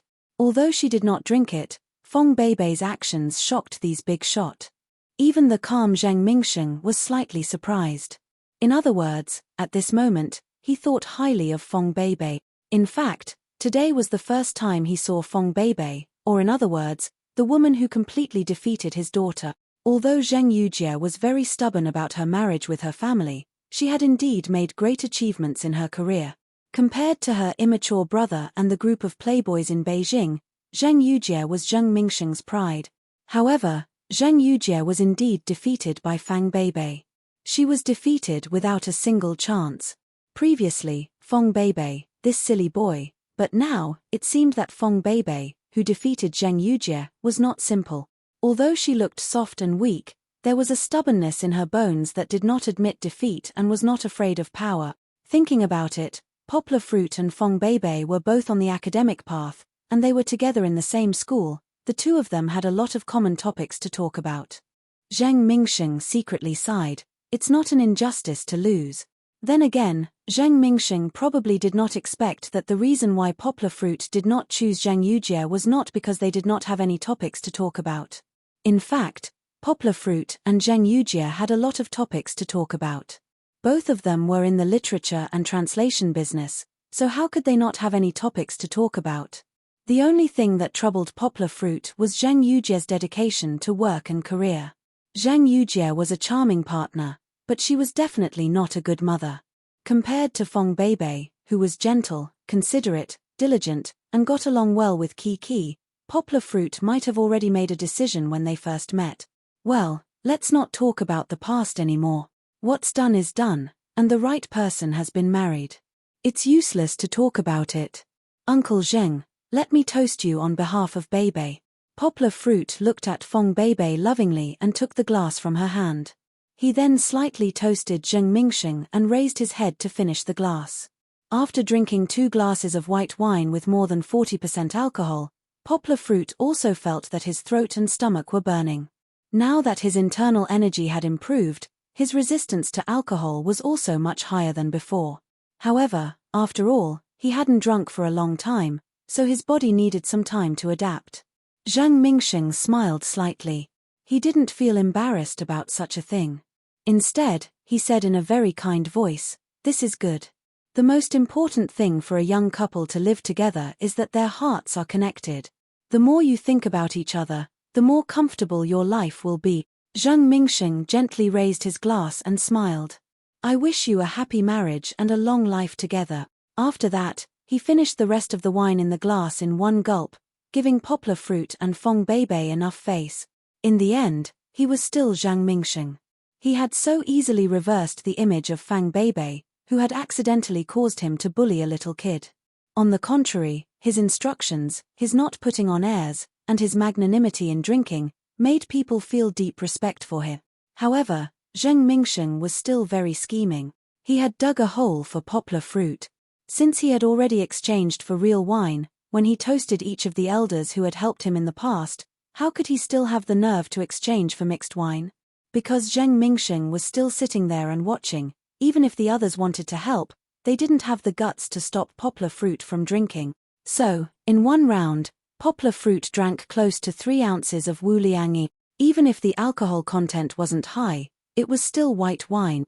Luckily, in the other banquets, there weren't many who were qualified to force Poplar Fruit to drink, and the relatives downstairs were even more generous. Moreover, Yang can still exchange for the wine-mixed water after leaving this room. Otherwise, if he drank like this, Poplar Fruit would probably be sent to the hospital after a few rooms. When they came out, it was Zhu Hongzhue who sent Poplar Fruit out of the room. He closed the door and asked with concern, "Brother, are you okay?" Poplar Fruit's face was only slightly red. He smiled calmly and said, "Brother, don't worry.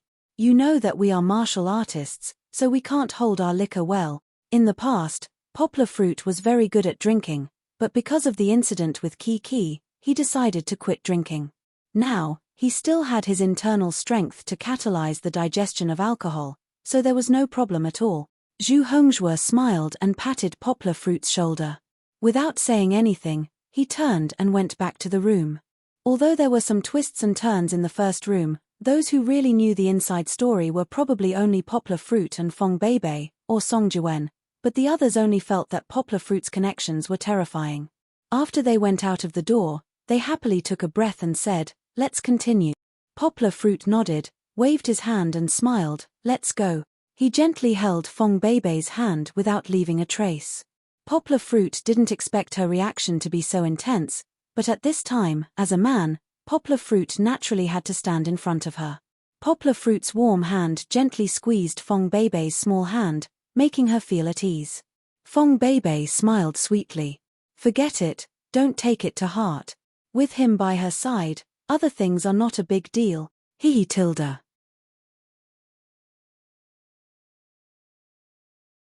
Chapter 15-14. Will you be a little unhappy reading these 2 chapters on New Year's Eve? Don't worry, just look forward to the ending of the Spring Festival. Xiao Han guarantees with his last bit of luck tilde. Poplar Fruit and the others had a difficult task. Although it was a wedding, they were definitely the busiest out of all of them. Chinese wedding banquets required them to visit the guests table by table. Of course, it was also to let their relatives and friends get to know their bride or groom. Feng Beibei's relatives were a little better. They felt that Poplar Fruit's reputation was a little too big, so they didn't dare to get Poplar Fruit drunk. However, Poplar Fruit's relatives were mostly from the countryside. They were used to shouting loudly and treating people warmly. Naturally, when Poplar Fruit went to propose a toast, they wouldn't hesitate to force Poplar Fruit to drink. They also knew that Poplar Fruit couldn't drink too much white wine, so they directly poured beer for him. Therefore, Poplar Fruit could escape the white wine, but he couldn't escape the glass of beer. How could he not drink? Those 7th grandpa, 8th grandpa, uncles were all relatives and neighbors who had watched him grow up. How could he not drink when his elders proposed a toast to him? Poplar Fruit's classmates and Feng Beibei's classmates also shouted for Poplar Fruit to drink. After everyone graduated, it was rare for them to get together at Poplar Fruit and Feng Beibei's wedding. They were so excited that they couldn't control themselves. Therefore, Poplar Fruit couldn't help but be encouraged to drink. It was really a happy problem. If he drank too much white wine, he would get drunk, but if he drank too much beer, it wouldn't be easy to get drunk, but it would be very bloated, from the stomach to the throat. Although Poplar Fruit's body was good, he was still made of meat and not a real god. After drinking more than 10 tables, he had to run to the toilet to vomit. When Feng Beibei waited for him to come out, she took a tissue to wipe his mouth and said, "Don't drink so much. Don't hurt yourself." Poplar Fruit, on the other hand, was in high spirits. His face was flushed red as he smiled and said, "It's fine, this little bit of wine can't stump your husband." Although they had been married for half a year, Feng Beibei was still a little unaccustomed to this title. She blushed and looked at the groomsmen and bridesmaids who were still a little far away. They were taking the opportunity to take a break and eat. Heaving a sigh of relief, Feng Beibei pinched Poplar Fruit's waist, pouted her pink lips, and said, "You're the weird uncle. Don't deny it. You're the weird uncle." Poplar Fruit chuckled. "You only know how to laugh," Feng Beibei said angrily. She pushed Poplar Fruit and said, "Hurry up and eat something first, then we'll go." This was a little fun between the two of them. In fact, Poplar Fruit was a little drunk now. Even though he had used his internal energy to vomit out everything in his stomach, the alcohol had already seeped into his body. Although it was not to the extent of being drunk, if Poplar Fruit urged the traffic police to use the alcohol content tester, or walked in a straight line, he would probably be exposed. Let's not talk about Poplar Fruit, who had to continue to struggle and drink among the banquets. Let's go back to the big private room that Poplar Fruit had left. Although they were toasting each other, although they were in harmony, Zheng Mingxing was also amiably chatting with the others about work matters and asking about some of their difficulties. Uncle Shu Cai, Uncle Jin Jin, Chen Longjiang, and the others were all flattered and answered, but there was one person who seemed to be out of place. Zhang Yujie lowered her head and ate. She did not care about her ladylike image, nor did she care about her father's face. Anyway, her face was dark, and she ignored Zhang Mingsheng. Of course, she didn't behave rudely. When other people spoke to her, she would still smile and reply to them. However, when facing her own father, she was cold and indifferent, just like a little girl who was throwing a tantrum. Yes, Zhang Yujie was very angry. Zhang Mingsheng's sudden attack came without any warning. Zhang Yujie herself only realized that Zhang Mingsheng was making things difficult for Poplar Fruit. Moreover, it was in an environment that was so important to Poplar Fruit. Not only did she not feel happy, but she also felt very embarrassed. Especially when she saw Fong Beibei's stubborn look when she wanted to propose a toast, Zhang Yujie felt that if there was a hole in the ground, she would want to hide in it. She even felt inexplicably sad in her heart. At first, it might be because she saw her father making things difficult for Poplar Fruit, so she was worried about Poplar Fruit. Later on, there were some sour feelings. Poplar Fruit stood up for Fong Beibei in front of her. Actually, Poplar Fruit did not do anything wrong. Zhang Yujie told herself in her heart that Poplar Fruit was the groom, so it was natural for him to stand up for him. This was not the only reason.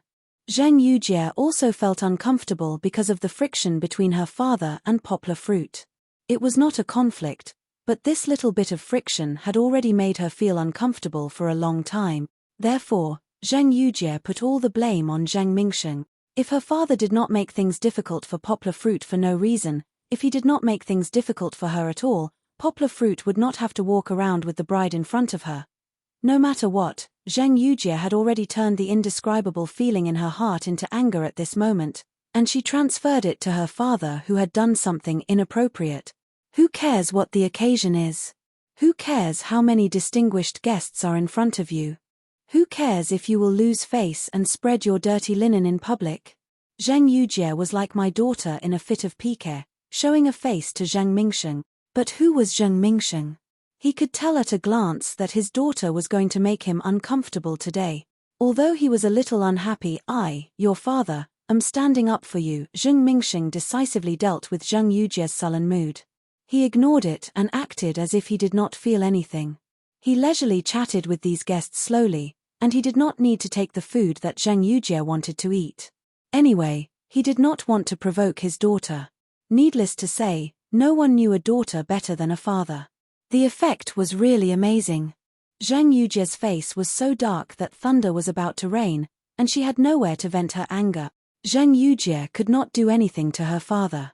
She angrily patted her chopsticks, stood up, and turned to walk out. "Where are you going?" Zhang Mingsheng finally asked. He did not blame Zhang Yujie for her rude behavior. "I'm going to find my staff." Zhang Yujie turned her head. She did not explode. Instead, she smiled charmingly and said, "It's really boring to listen to you old men talk here. In the end, it's all about national policy." Zhang Yujie's temper did not necessarily have to explode. She could not explode, so she kept it in her heart. "Go." Zhang Mingsheng waved his hand and then ignored Zhang Yujie. He smiled and said, "Nephew, hurry up and pour some wine for your father." "Oh right, what were we talking about just now?" Zhuo, who was the youngest among the guests, naturally became the little brother who was busy serving Zhang Yujie. Although Zhang Yujie was younger than him, no one dared to order her around. Zhang Yujie pushed open the door of the private room and left to the corridor where the temperature was slightly lower. She did not go to the two tables where her staff were as she said. Instead, she was slightly depressed and walked slowly outside. She did not care about the slightly strange looks from the waiters in the corridor and walked slowly, full of worries.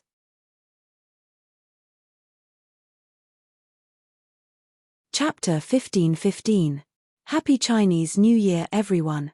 Today's finale. Actually, the entire hotel was brimming with a festive atmosphere, but Zhang Yujie seemed a little out of place in the warm atmosphere. She even felt like an outsider, floating in the air as she looked at the world.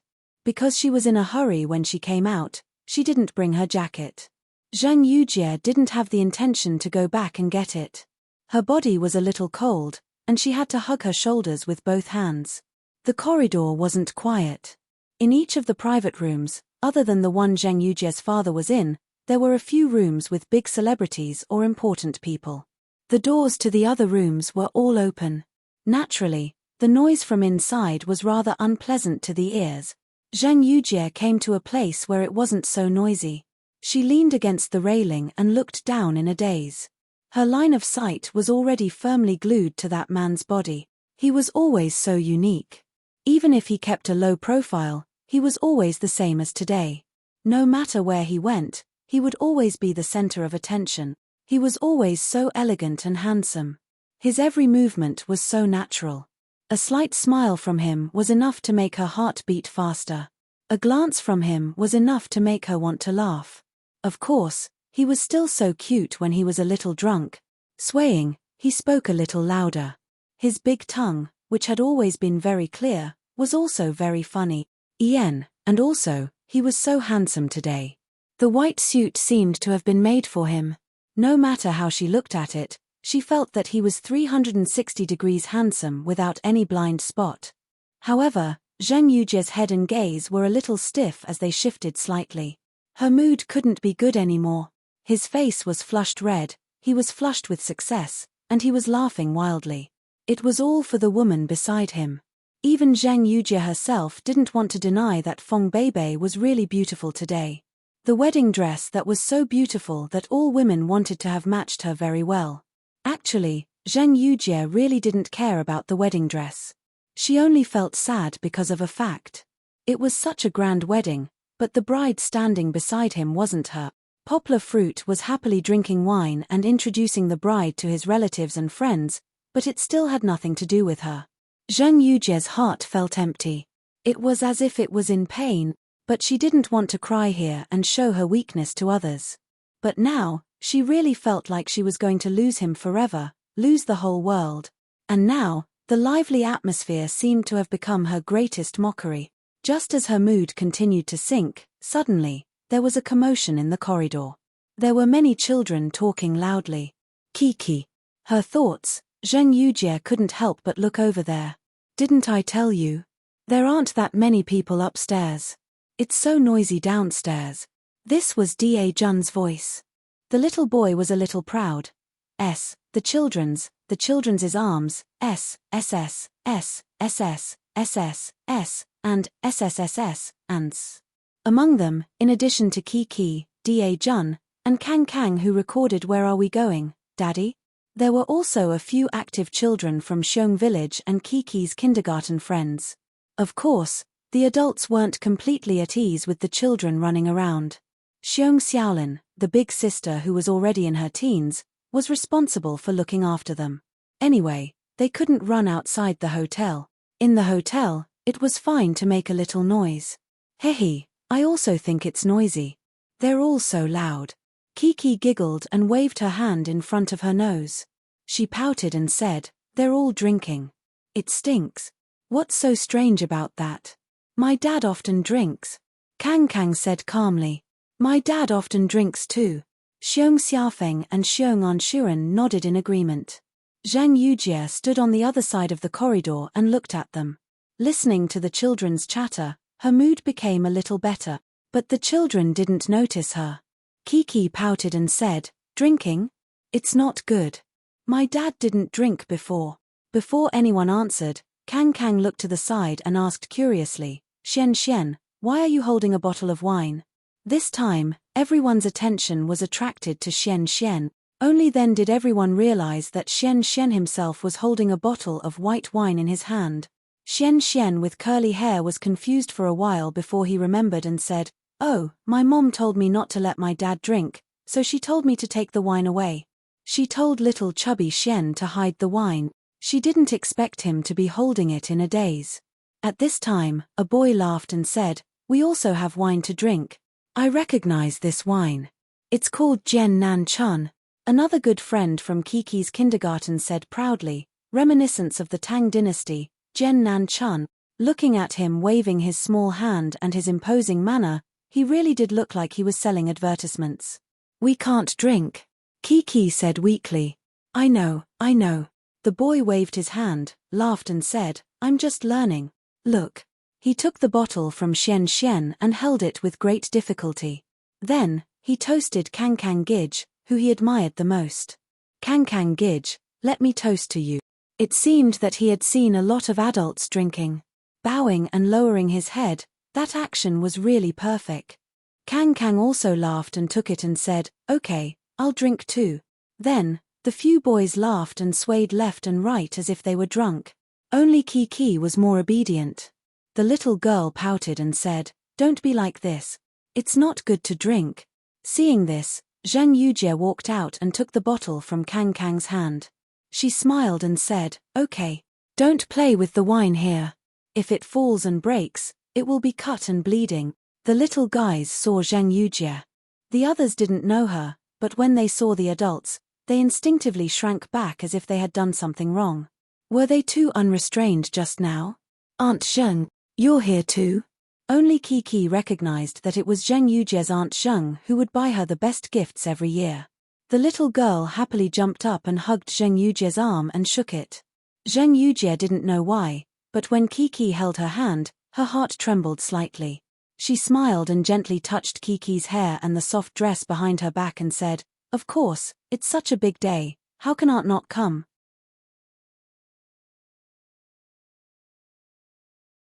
Chapter 15-16.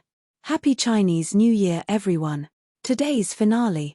But I didn't see Auntie Zheng just now. Kiki pouted and said coquettishly, "Auntie Zheng is biased. She didn't even look at Kiki when she came. Isn't Kiki dressed pretty today?" It turned out that the little girl wanted to show off her beautiful outfit today. In Kiki's opinion, among the people she knew, Zheng Yujie was the one who knew how to dress up and buy clothes the best. When she recorded the first episode of Where Is Dad Going?, many of her clothes were picked out by Zheng Yujie. Zheng Yujie's mood was affected by the little girl. She finally had a little sunshine. She smiled and said, "Because Auntie knows that Kiki is very busy today. So I didn't come to disturb you." "You didn't disturb me." Kiki giggled and said, "Okay, I forgive you. Thank you." Zheng Yujie smiled and gently pinched the little girl's face. She said, "Okay, you guys continue to play. I'm going out for a walk. Goodbye, Auntie Zheng." Kiki waved her hand obediently. Zheng Yujie carried the wine in her hand and walked downstairs. The little fellows couldn't follow her there, but she wanted to be alone for a while. However, behind Zheng Yujie, the little guys became lively again and chattered non-stop. "I think that auntie is so beautiful. She's as beautiful as Kiki Jejie." This time, it was Xian Xian's heartfelt praise. "Hehe, I think Auntie Zheng is more beautiful." Kiki smiled embarrassedly. When Zheng Yujie walked down the stairs, she looked back at the little guys. She suddenly felt a sense of loss. Why was that? Although her whole body was covered with a layer of faint negative energy, all she thought about was her love that had been thwarted before it had even begun. However, Zheng Yujie's thoughts were actually very clear at the moment. She knew why she looked back reluctantly and why her heart was moved when she was being intimate with Kiki. After all, she was still in her 30s. It turned out that she was strong before because she thought that she was still a young girl in her 20s. When she really touched her heart, she realized that she was no longer an exception. At this age, women not only did they yearn for a strong, reliable, and warm embrace, but they also yearned for a happy, warm, and happy family from the bottom of their heart. In other words, she wanted to have a child. She wanted a child who could act coquettishly with her. She wanted a child who would cry and make a fuss before she went to work. She wanted a child who could not wait to jump into her arms and say "I miss you so much" when she returned home. Yes, Zheng Yujie wanted to be called Auntie Mom. Thinking about it, she Auntie Zheng Auntie Day Eyes. Auntie's S. It wasn't really outside the hotel. Because the hotel was a little like a crescent moon, it formed a double arc with the multipurpose fitness center next to it. Of course, there was nothing new about it. After all, there were many buildings that were circular, not to mention this curved one. The empty space in the middle was made into a unique little garden. It was still very beautiful. However, the resort was booked by Poplar Fruit today, and the guests were all at the wedding banquet, so Zheng Yujie was the only one left in the little garden. It was still 3 in the afternoon. The sun was high in the sky, and the garden was warm. It was more comfortable than the brightly lit house. Zhang Yujie came to a swing in the garden and sat on it gently, but she didn't have the mood to swing. She could see the inside through the glass wall. There were tables of people, but the most eye-catching ones were the bride and groom's group. Zhang Yujie looked at Poplar Fruit's smiling face, and there was no need to mention the bitterness in her heart. She unscrewed the cap of Jian Nan Chun and gently took a sip. It seemed that she hadn't drunk baijiu for a long time. Since she became the president of the publishing house, or rather, the CEO, her status was different. No higher-ups would ask her to drink alcohol, and no one would ask for baijiu at those banquets. So, after taking a sip, the spicy taste of alcohol exploded in her mouth. Zhang Yujie frowned, and could only endure the taste. Drinking away your sorrows makes you even more sorrowful. Zhang Yujie gently turned the bottle of wine. It was 45% alcohol. Her beautiful smile was a little bitter. Her long legs, which were wearing black stockings, gently touched the ground, causing the swing to sway slightly. But my sorrows are too strong, and they can't be stronger than this bar. Zhang Yujie sighed and took another sip. She was not in a hurry. She drank very slowly, a little at a time. A little bit of spiciness, a little bit of tipsiness, and a little bit of the past came to her mind. What stupid idea did she have to meet this brat in the first place? She still remembered that it was the craziest choice she had ever made in her career. Without any warning, there was no way to persuade Poplar Fruit to join the translation team on the internet. Zhang Yujie resolutely carried a small suitcase and her bag, and directly took a plane across the whole of China, from Beijing to Yangcheng. Now that she remembered the crazy energy at that time, and Poplar Fruit's stunned expression, she felt regretful, but also very sweet. Yes, that time was very happy. She pretended to be crazy and stayed in Poplar Fruit's house, accompanied him to play basketball, and accompanied him to drink, and then she was carried back by him. The happiest thing was the next day, when she woke up and ate the breakfast he prepared. Unfortunately, the holidays were a little short. The happy time they lived together was only a few days. Thinking about the past, Zhang Yujie could not help but take a big sip of alcohol. When it came to matters of the heart, Poplar Fruit seemed to be very firm, but he was really a little soft. She calculated the time. At that time, if she didn't hold back that damn restraint, she was afraid that Yang Guo wouldn't have passed by her. Yes. When Poplar Fruit met Fong Beibei, although she did not appear, at that time, Poplar Fruit and Fong Beibei only had a poetic and picturesque encounter. Although Zhang Yujie did not ask Poplar Fruit about these stories, Zhang Yujie was very clear about it after so many media interviews. During this period, how many stories had she and Poplar Fruit experienced? There were times when they were attacked by the media, and there were times when they joined forces to argue with the media. There were also times when they were drunk in the hotel. At that time, she had already foolishly fallen in love with this little boy, and had already decided that she would not marry anyone other than Poplar Fruit. But how could a girl confess to a boy? Zhang Yujie was one step behind, and she was one step behind. Until now, she could no longer catch up with Poplar Fruit's footstep.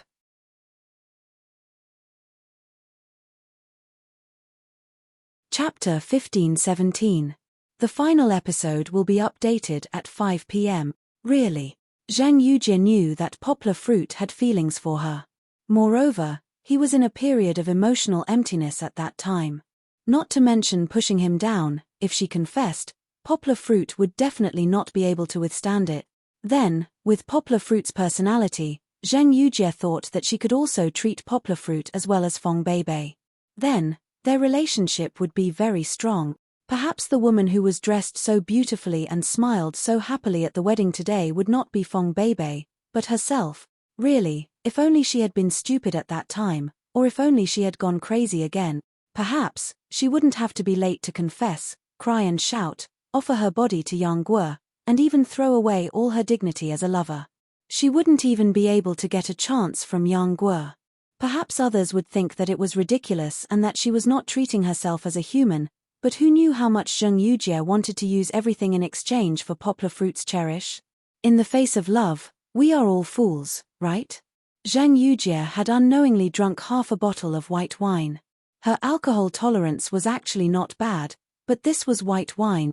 Moreover, when one poured wine on one's worries, one would get drunk on oneself. Zheng Yujie drank and drank, her face full of tears. As she drank and drank, she gradually forgot about the time. As she drank and drank, she did not drink at all. Instead, she raised her wrist mechanically, and the wine bottle had already slipped to the ground. It did not break, but the fragrant wine gurgled out, almost making the small garden drunk. The warm sun was already setting, and the gentle wind was still blowing. That poor person had already fallen asleep leaning against the rope of the swing. In the hotel, the banquet was still bustling with noise and excitement. Although everyone's stomachs were full, it was rare for them to eat and drink at such a high-end occasion. No one was willing to leave early. There were still many delicious dishes left on the table. Moreover, the waiter was still serving dishes from time to time. After the main dishes were finished, there were still a few desserts. Since he couldn't bear to part with it, he might as well stand up and chat with his neighbors at the next table and the table next to him. After he digested the food, he would come back to fight with the food. When it came to networking, those who were thick-skinned, or those who hadn't had enough to drink, ran to the main table with their wine glasses to drink with Poplar Fruit, who had just sat down and eaten 2 mouthfuls of food. Poplar Fruit was also drunk.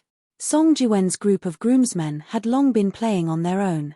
They had no intention of taking care of Poplar Fruit. Song Jiwen even smiled and said to Fong Beibei, "Aya, it's rare to be happy. Let him drink. Besides, you don't need to consummate your marriage tonight. It's fine if he gets drunk." As soon as Song Jiwen finished speaking, Chen Anlan grabbed him by the ear and dragged him away. But Poplar Fruit really drank too much. He drank until he was dizzy and forgot how much he had drunk. When he saw Jingnan Nan, who was diligently recording the video for him, he even held his cup and found him. He smiled happily and said, "Little Jing, let me toast you. You've worked hard today." This sentence was a bit interesting. He even paused for a moment to reflect on it. "No, no," Jingnan Nan said in fear and trepidation. "It's not hard. I have to thank you. Teacher Yang, thank you for helping us so much. You let me learn from these real masters. Haha." Poplar Fruit waved his hand and laughed dizzily. "It's nothing, it's nothing. Your boss and I are very good classmates. How can I not help you? By the way, don't record it now." Poplar Fruit still wanted to pull Jingnan Nan to the table. He laughed unsteadily and said, "At this time, I'm already like this. I'll be a joke if I record it." Although Poplar Fruit was drunk, his mind was still a little clear. Friends who have drunk before all know that they have an illusion that they are very sober before they get drunk. He said, "You've been busy all day and haven't eaten much. Come and eat something." Jinganan hurriedly refused and said, "No need, Teacher Yang. How about I give you another toast? My boss asked me to go back to her table and eat something after the recording. She left everything for me. That's a good boss." Poplar Fruit patted Jingnan Nan's shoulder and said seriously, "So, you must be good to your boss. Don't bully her just because she's a girl." Poplar Fruit was really drunk. Normally, he wouldn't be so old-fashioned. Moreover, he didn't know how to control his strength now. After patting twice, he almost slapped Jingnan Nan's big body to the ground. Fong Beibei next to him smiled bitterly and gave Jingnan Nan an apologetic look. She reached out to take Poplar Fruit's hand and said, "Well, let him go. You're drunk. Where are you drunk?" Poplar Fruit poured himself a glass and motioned to Jingnan Nan. Then, he drank it and said, "Look, I'm not drunk yet. I still remember that Xiao Jing said that he would drink with me again before leaving." Of course, Jingnan Nan didn't break his promise. He drank the last glass with Poplar Fruit before leaving with the camera. However, Yang Guo's drunkenness seemed to have completely surged up because of that cup. He tapped his chopsticks on the table, as if he wanted to eat something, but it seemed that he couldn't pick it up. Fong Beibei, who had been sitting next to him, quickly picked it up for him and gently brought it to his mouth. Poplar Fruit stared at Fong Beibei and didn't open his mouth. Suddenly, he raised his hand and knocked over the bowl. Fortunately, it was empty, and it touched Fong Beibei's hand. As a result, the food that Fong Beibei picked up fell on his clothes, and his white suit suddenly became greasy, but he didn't notice it at all. Fong Beibei exclaimed softly and wanted to give Poplar Fruit a tissue to wipe it, but her hand was caught by Poplar Fruit. Baby. Poplar Fruit looked at Fong Beibei softly from time to time. He gently held her little hand and said softly, "Baby, do you know?" At this time, there was a piece of vegetable hanging in front of his chest, and then he said sweetly, "Meeting you is the blessing of several lifetimes. I will love you forever." Song Jiwen popped up and looked at Poplar Fruit. He nodded affirmatively. "Yes, this guy is drunk. Don't ruin the atmosphere." Chen Anlan gave him a knock on the head. They were originally very happy to watch a romantic drama. "Nonsense, I'm not drunk," Poplar Fruit said stubbornly, but his head was really dizzy, and his words were slurred. Fong Beibei covered her mouth and smiled. She was actually very happy to hear her husband's drunken mannerisms. She pinched the vegetable on Poplar Fruit's clothes and wiped it with a tissue. "Okay.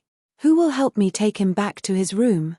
Fong Beibei directly took over control of Poplar Fruit and said to Song Jiwen and Chen Anlan.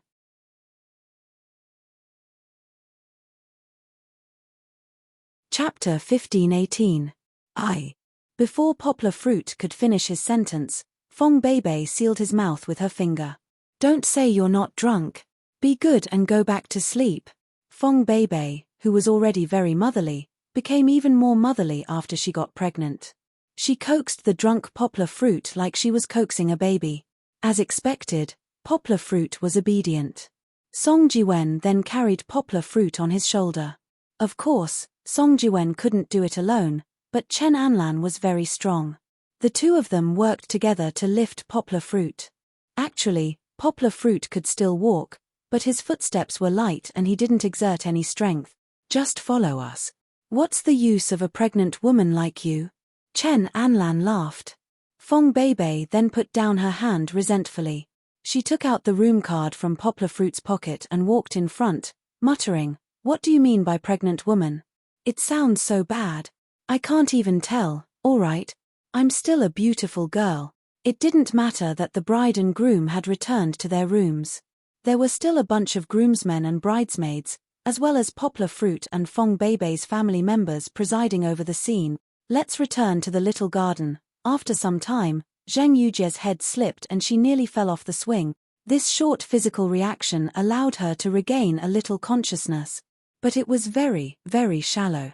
The alcohol had already numbed her thoughts. What was left was only her instinct. Eventually, she couldn't control herself and slowly slid to the ground. She almost sat on the wet spot where the wine bottle had slipped.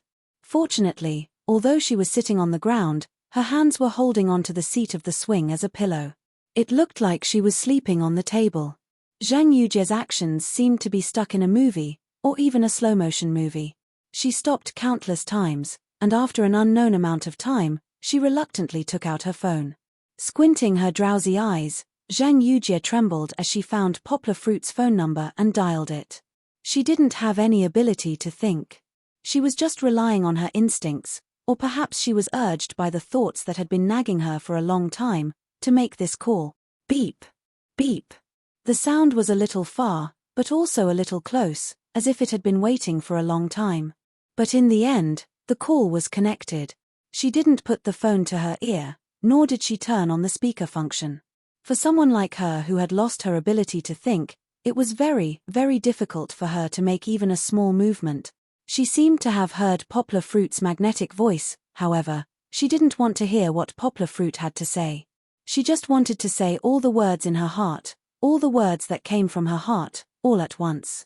Poplar Fruit. Sob sob. Even if it was Zhang Yujie, at this moment, it was normal for her to cry. It was also normal for her to cry bitterly. Her thoughts were in a mess, and she couldn't control the sadness in her heart. You got married today. Sob sob, why did you get married? Sob sob, I know. You got married today. Zhang Yujie's words were already without any logic to speak of. Her words were incoherent, and it was hard for anyone to understand what she was saying. Fortunately, at least there was no one beside her to see her appearance, and no one heard what she said, except for the person on the other end of the phone. I didn't want to disturb your happiness. Sob sob, I really didn't. I'm not a bad person. I just feel bad in my heart, so bad. Don't talk. Listen to me. Listen to me, okay? Words like Yujie came from the phone, and Zheng Yujie couldn't hear clearly. She could only cry and interrupt. What's wrong with me? I don't want status. You don't want it. I know you like me. I know you like me. I don't want to destroy your family. I just want to be with you. It's been so long. So long. Why won't you give me a chance? You won't give me a chance, a chance. Her voice lowered, and it seemed like she was about to fall asleep. I'm not drunk. I can hold my liquor so well. How could I get drunk? Sob sob. You're lying. Zhang Yujie patted her swing and cried out unhappily. I have so much to say. So much to say. Let me finish, okay? When I'm done, I won't bother you anymore. I swear. Sob sob, sob sob. Although the words were not controlled by the brain, every sentence came from the bottom of the heart. Every sentence came from the heart. When the heart hurt, the cries naturally came. Zhang Yujie's thoughts were in a mess. She didn't know why, but she suddenly laughed foolishly. Poplar fruit, I heard a song a long time ago. I really wanted to sing it for you. Can you listen to me sing, okay? Just listen to me sing once. Otherwise, I'll feel bad. Sob sob. The other side hesitated for a moment, but still gave an answer. Okay. There was a long silence. It wasn't clear if Zhang Yujie was brewing her emotions or if she had blacked out. Anyway, it took a long time for her to sing. Her voice was very soft, very light, and a little vague. Just once is enough. Take me to see the end of the world. The tone wasn't very obvious. It sounded a little like she was reading a book. Xiao Han slightly changed the lyrics to fit the mood. The song is from Charlotte's Troubles. It's very nice. I recommend everyone to listen to it when they're watching it. In the sunshine, in the bright days, laughing heartily. In the free, noisy air. It seemed that she had found a little rhythm. Do you know the only thing I want? However, she felt that it was wrong. She waved her hands and cried. I sang wrong. I didn't sing the first half.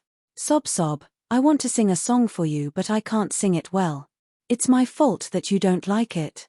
Sob sob. After a while, she asked carefully, sing one more time, okay? Okay. If someone heard it and didn't notice the phone in her hand, they would definitely think that she was crazy and talking nonsense to herself. I want to see you laugh. I want to play with you. I want to throw myself into your arms. It seemed that she had found the feeling this time and sang very well.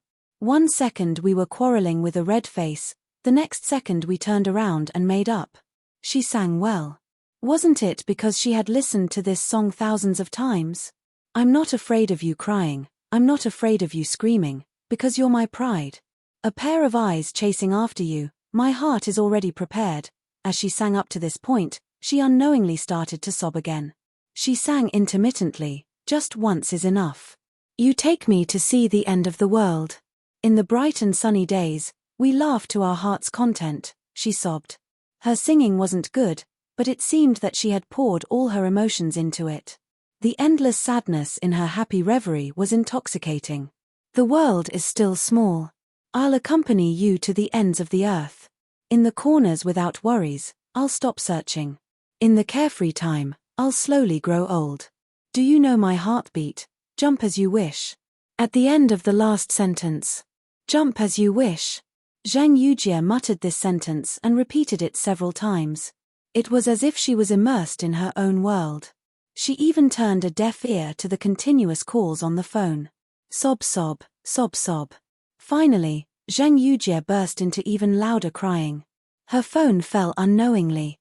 She leaned on the swing and her head hung between her arms. She couldn't help but cry out loud. As she cried and cried, the alcohol came to her again. She didn't even know when she fell asleep again. It seemed like a long time had passed, but it also seemed like not much time had passed. Anyway, the sun was gradually setting in the west. Aunt Zheng, a voice, accompanied by an earth-shaking shake, forced Zhang Yujie to wake up from her dreams. Zhang Yujie raised her head. Her messy bangs and blurry eyes were slightly red and swollen. She looked for a long time, but still couldn't recognize who it was. Who is it? Why are you calling me aunt? I'm still young. I'm Kiki. It really was Kiki. The little girl's big eyes blinked in confusion. She asked doubtfully, Aunt Zheng, why are you sleeping here? Have you been drinking? It stinks. Although her consciousness was in a mess and her memory was fragmented, she wouldn't remember what happened just now. However, Zheng Yujie still managed to remember Kiki. Moreover, the little girl's voice was as pleasant as a silver bell, which somewhat reduced her drunkenness. Nonsense, aunt, I smell good. How can I be smelly? Zheng Yujie giggled. She pulled the rope of the swing and struggled to get up. Her legs were a little weak, but she seemed to be able to walk. Aunt, drinking is bad for the body, Kiki said worriedly. Kiki is so obedient. Don't worry about aunt. Zheng Yujie gradually sobered up in front of the child. Of course, she was still far from sobering up. She was still feeling tipsy. However, she didn't want to lose too much face. She looked around and asked doubtfully, Kiki, why did you come out? Go back, go back. It's not safe outside. I came out to look for you. Kiki obediently held Zheng Yujie's hand and said, My papa wants you to go to his room. Go to his room. Go to his room. Why? Zheng Yujie was absent-minded for a moment. She remembered that Kiki's father was poplar fruit. I don't know. Kiki was also a little confused and said, He just wants you to go. He, your father, I just want to settle accounts with him. Zheng Yujie didn't know what she thought of and actually laughed. Why do you want to settle accounts with my papa? Kiki asked puzzledly. Because he owes me money, Zheng Yujie said. She seemed to be very satisfied with her quick thinking. How much money does my papa owe you? Kiki blinked her big eyes and said, My papa saved some pocket money for me. I'll return it to you on his behalf, okay? No need for you. Zheng Yujie touched Kiki's little head. She pulled her, stumbled to stand up, and then walked into the hotel. Which room is your father in? I'll tell him that since Kiki is so obedient, he doesn't need to return the money. Kiki laughed happily. Aunt Zheng, you're so nice. Now I'll take you to my papa's room. Let's go. Zheng Yujie really didn't let people have peace of mind. She didn't walk straight, but crooked. She even needed Kiki's help to support her. Passing by the hotel lobby, Fong Beibei happened to be chatting with the relatives who were about to leave. When she saw Kiki and the others, she turned her head. Kiki also happily looked at Fong Beibei and waved her hand. Fong Beibei gently touched her slightly bulging belly that was hidden under her clothes and revealed a slight smile. The end of the book. The ending speech will be released later. The new book is in preparation. This book has cheated a lot of readers, but I still hope that everyone can give Xiao Han a little more confidence. The next book won't have this kind of romantic tone. Let's go with the authentic novel.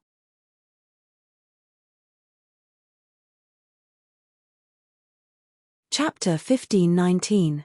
This was the first time Xiao Han had finished writing a book. It was the same as when Xiao Han first typed the first chapter of the book on the keyboard and embarked on the path of becoming a web novelist, but not an author. The first time was always a little nerve-wracking. In the past, when reading other people's books, they would either clap their hands in praise, laugh out loud, feel indignant, or curse the author. But now that it was their turn to write a book, they felt like they were in two completely different worlds. Because as an author, working hard to write a novel, it was like how Poplar Fruit carefully took care of his daughter who had suddenly descended into this world. Xiao Han would be happy because of everyone's support and have more motivation to write. Xiao Han would be sad because of everyone's criticism and secretly feel conflicted for a long, long time. Really, even though Xiao Han did not have much time to reply to everyone's comments, Xiao Han really did read them one by one. Xiao Han would also have doubts about herself because of the dismal results. She even had the thought of cancelling the book early on, but as an author, Xiao Han realized that she could not be like a reader and just throw the book aside after seeing a bad one. Just as Xiao Han had said, this book was as important to Xiao Han as Kiki was to Poplar Fruit. When she started writing this book, Xiao Han loved her like she was raising her own child. Even if the results were not ideal, Xiao Han still persevered. In the end, in more than a year and a half, May 2014 to February 2016, the book was completed with 3.5 million words. Xiao Han herself did not expect to write so much. Rather than saying that this was a milestone, it was better to say that Xiao Han had persevered on the long path of becoming a web novelist. She might still be far from success, but wasn't there such a saying? You might not succeed if you persevere, but if you don't persevere, you definitely won't succeed. Since the results were dismal, why did she have to persevere with My Fairy Lady? On one hand, it was because there were readers who had been supporting Xiao Han all this while. Although this was not the entire reason, the support from their subscriptions, recommendations, and reviews had given Xiao Han a lot of strength to persevere. At least when Xiao Han was writing, you guys were watching. On the other hand, there was Kiki. Kiki was an image created by Xiao Han. In other words, it was the image of a daughter that Xiao Han dreamed of having. Yes, regarding the gender of the child, Xiao Han liked a girl very much, far more than the typical Cantonese people who wanted to have a boy. If he had a choice, Xiao Han really hoped that in his future marriage, Xiao Han could have his own daughter. She could be held in the palm of his hand and dote on in every possible way. She could also be a considerate little cotton-padded jacket when her father was sad. Because Kiki was created by Xiao Han had to complete the story and create the perfect image of the character, and not give up halfway. Kiki was already more than 4 years old now. She was at her cutest age. If he continued writing, there would be a lot of changes. Didn't they say that a girl would change 18 times between childhood and womanhood? Of course, Kiki would become more and more beautiful. However, Xiao Han felt that it was time to wrap it up. This was because when Kiki grew up, Xiao Han might not be able to handle her well. Why not let time stop? In our memories, Kiki was still the cute, sensible, and smart little girl that we loved the most. Of course, there was another reason for Xiao Han to persevere. Little Han understood one thing, and that was that success wasn't something that could be easily achieved. Authors who could become famous with just one book were as rare as phoenix feathers and Chilean horns. Many great authors relied on books that failed one after another to accumulate their experience. But if he gave up the book because of bad results, then starting a new book would just be walking down the wrong path again. Therefore, Xiao Han had to finish writing it and find his own problems in the process. There were too many problems with this book. Many readers had mentioned it before, and Xiao Han also understood it very well. For example, everyone was complaining about the problems with Feng Beibei's character. Almost all of the readers had the same opinion. Feng Beibei was not suitable to be the female lead. That's right. Xiao Han also agreed with everyone's opinion. But Xiao Han did not agree that Feng Beibei was not suitable for poplar fruit. Why did he say that? Feng Beibei's image was actually created to be a good wife and mother. However, this character was more difficult to arrange for the plot. Her personality was gentle and considerate. She knew how to take care of people and children. Her concept of family and love was more important than anything else. This also meant that she was unlikely to have conflicts with her family because of work or other matters. Everything would be led by her family. Of course, it was also because Xiao Han's writing skills were not good enough. He could not write Xiao Han's original idea of a girl next door who was a good wife and mother. It was worlds apart from Xiao Han's imagination.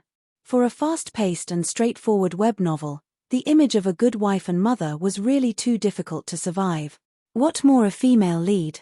In comparison, a girl with a prominent personality, such as the cold and simple Duan Xueqing or the domineering and mature Zheng Yujie, was more likable than Feng Beibei. Alright, Xiao Han did not deny this point. In Xiao Han's new book after the new year, he would pay more attention to the choice of the main and supporting characters.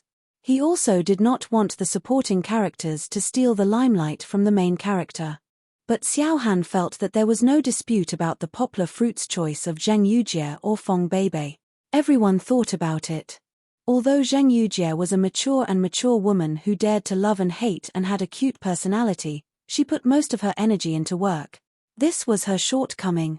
Compared to Feng Beibei, who had liked Kiki since she was young and had taken care of Kiki better than poplar fruit, if poplar fruit did not choose her, would he really choose Zheng Yujie, who was still far away in Beijing at that time? Perhaps poplar fruit was alone, Or it could be said that the main character in other novels would not be a problem for him to choose Zhang Yujie. She was beautiful and charming, loved and hated according to her heart. She did not play pretend with poplar fruit. Moreover, she was so capable and had such a background. She must be a goddess among goddesses. But poplar fruit was not alone. He was a single father of a child. He was a little father with a slightly lower EQ and a slightly higher IQ. In this novel that leaned towards reality, poplar fruit would choose Fong Beibei for his daughter. Moreover, don't forget that when poplar fruit met Fong Beibei, he had a moment of excitement. The first impression was very important. Alright, after saying so much, this was only Xiao Han's initial idea. However, Xiao Han did not expect that in terms of the portrayal of Fong Beibei, Xiao Han had done so badly that he had disappointed everyone. Xiao Han expressed his deep apologies. In this book, Xiao Han had done what he had said before. He did not start a harem. In fact, there was no harem at the end of the book, right? Ahem. Why did he not start a harem? This was not because Xiao Han was pretentious, nor was it because Xiao Han did not understand the mainstream of online literature. It was because he was restricted by the framework of this book. It was like how a movie with children watching it could not be restricted. With Kiki's existence, poplar fruit had to take responsibility as a father. He could not be very casual when it came to relationships.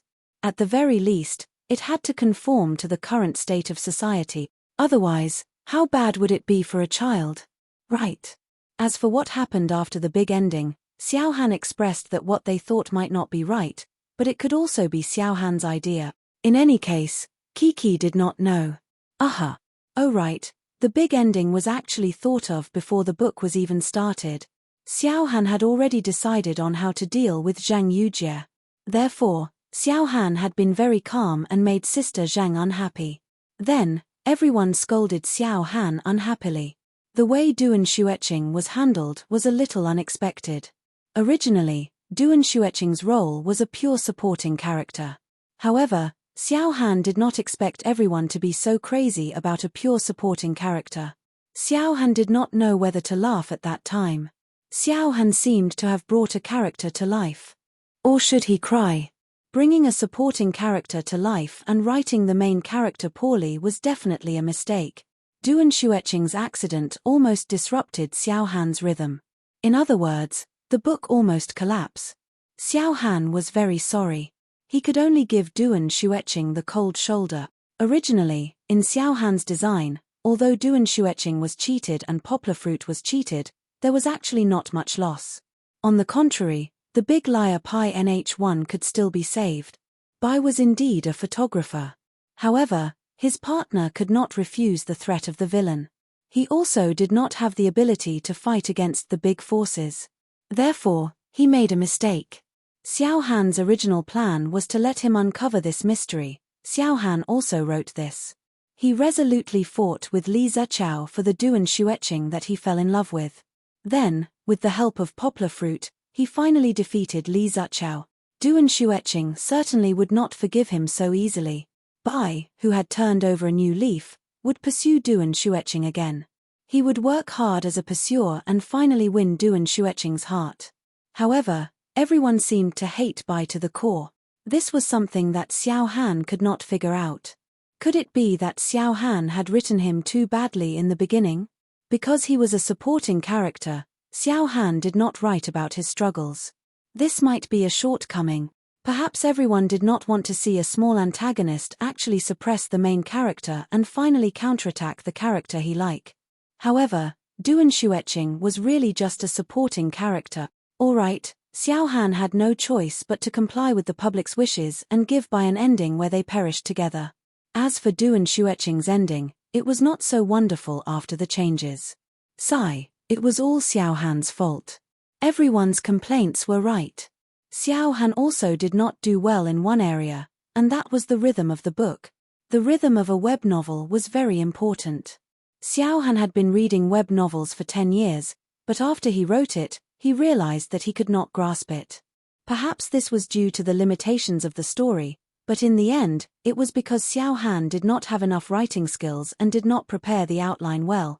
In the next book, Xiao Han must let everyone see Xiao Han's improvement. Oh right. Xiao Han was really not good at writing, nor did he have any thoughts of writing. When everyone saw Xiao Han write such a long "Where are we going, Daddy?" it was actually because of Xiao Han's stubbornness. The inspiration for this book actually came from the first season of Where Are We Going, Daddy? And it was also written when the second season of Where Are We Going, Daddy? Was aired. To be honest, Xiao Han really liked this show. From the first season, he especially liked the 5 children, especially Sen Dai and Kimi. In the second season, Xiao Han liked Toto, and because of that, he had the idea of having an obedient daughter. Bringing his daughter with him to Where Are We Going was also Xiao Han's dream. Originally, Xiao Han had planned to write a second season, and Kiki could also replace Toto or Belle's role. However, at the beginning of 2015, before the third season began, the second season's guests and the production team had all sorts of arguments. The relationship between the father and the child was not that good, and it was impossible for the first season. After all, Kiki was only a little more than a year old in 2013. Later, he realized that the third season was the most suitable. And coincidentally, Kiki's character and image were close to 90% compatible with the third season's Summer. One had to know that when Xiao Han started writing Kiki, Xiao Han did not even know who Summer's father was. And so, Xiao Han wrote the third season. And because the third season was very successful, Summer's image on screen was also deeply rooted in the hearts of the people. It more or less affected Xiao Han, so it was especially difficult to write. Not to mention surpassing, even Xiao Han felt that it was not easy to break through Summer's limitations. In the end, everyone saw a Kiki that was very similar to Summer's. But Xiao Han felt that it was different. Kiki still had her unique side, smart, sensible, and loved her father. Moreover, Xiao Han deliberately told Kiki not to pamper Nuo Yi like Summer, but to get along well with the other children. For such young children, friendship was the most precious thing to them. Writing such a long "Where Are We Going, Daddy?" was indeed a little bland. Please forgive Xiao Han for being willful for the last time. Xiao Han's update speed was also something that everyone criticized. Because of this, Xiao Han also felt that it was a pity. After all, Xiao Han was an office worker and did not put in much effort in writing. He could barely maintain 3 updates a day. When he got busy before the Spring Festival, he could only maintain 2 updates. He hoped that there would be better improvements in the future. He worked hard to accumulate more chapters and strive to give everyone the benefits that Xiao Han did not dare to ask for in the past. After writing non-stop for more than a year and a half, Xiao Han had experienced a lot. It was not only the failures and struggles in the novel, but also a lot of pressure in reality. For example, the losses and gains in relationships, the incomprehension and even criticism of his family and friends, and the considerations for his life and future. There was even a long period of time when Xiao Han spent it in a state of confusion, loss, and sadness. Naturally, his writing was also affected by it.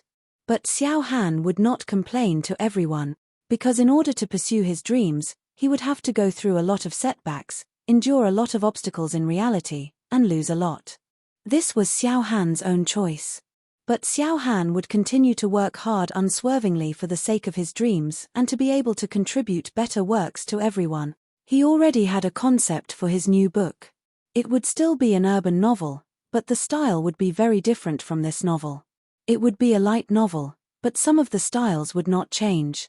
Xiao Han would also work hard to create a male and female lead that everyone would like. However, he had not started publishing it yet, nor had he started writing it. As he was too busy with work before the Spring Festival this year, Xiao Han had also rushed back home and worked hard to finish this novel. But during the Spring Festival, Xiao Han would adjust his state of mind and work hard to come up with a better idea for his new book. When he returned from the Spring Festival, Xiao Han would start anew. And for a new journey, Xiao Han sincerely invited everyone to set off with Xiao Han. This time, Xiao Han guaranteed that he would not disappoint everyone. You're tuning in to the Dreamy Chapters YouTube channel.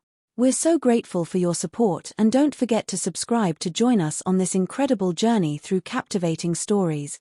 Your generosity through donations truly makes a world of difference. as it's the primary source of revenue that allows me to expand and enhance this channel for you. Thank you from the bottom of my heart for being a part of this adventure.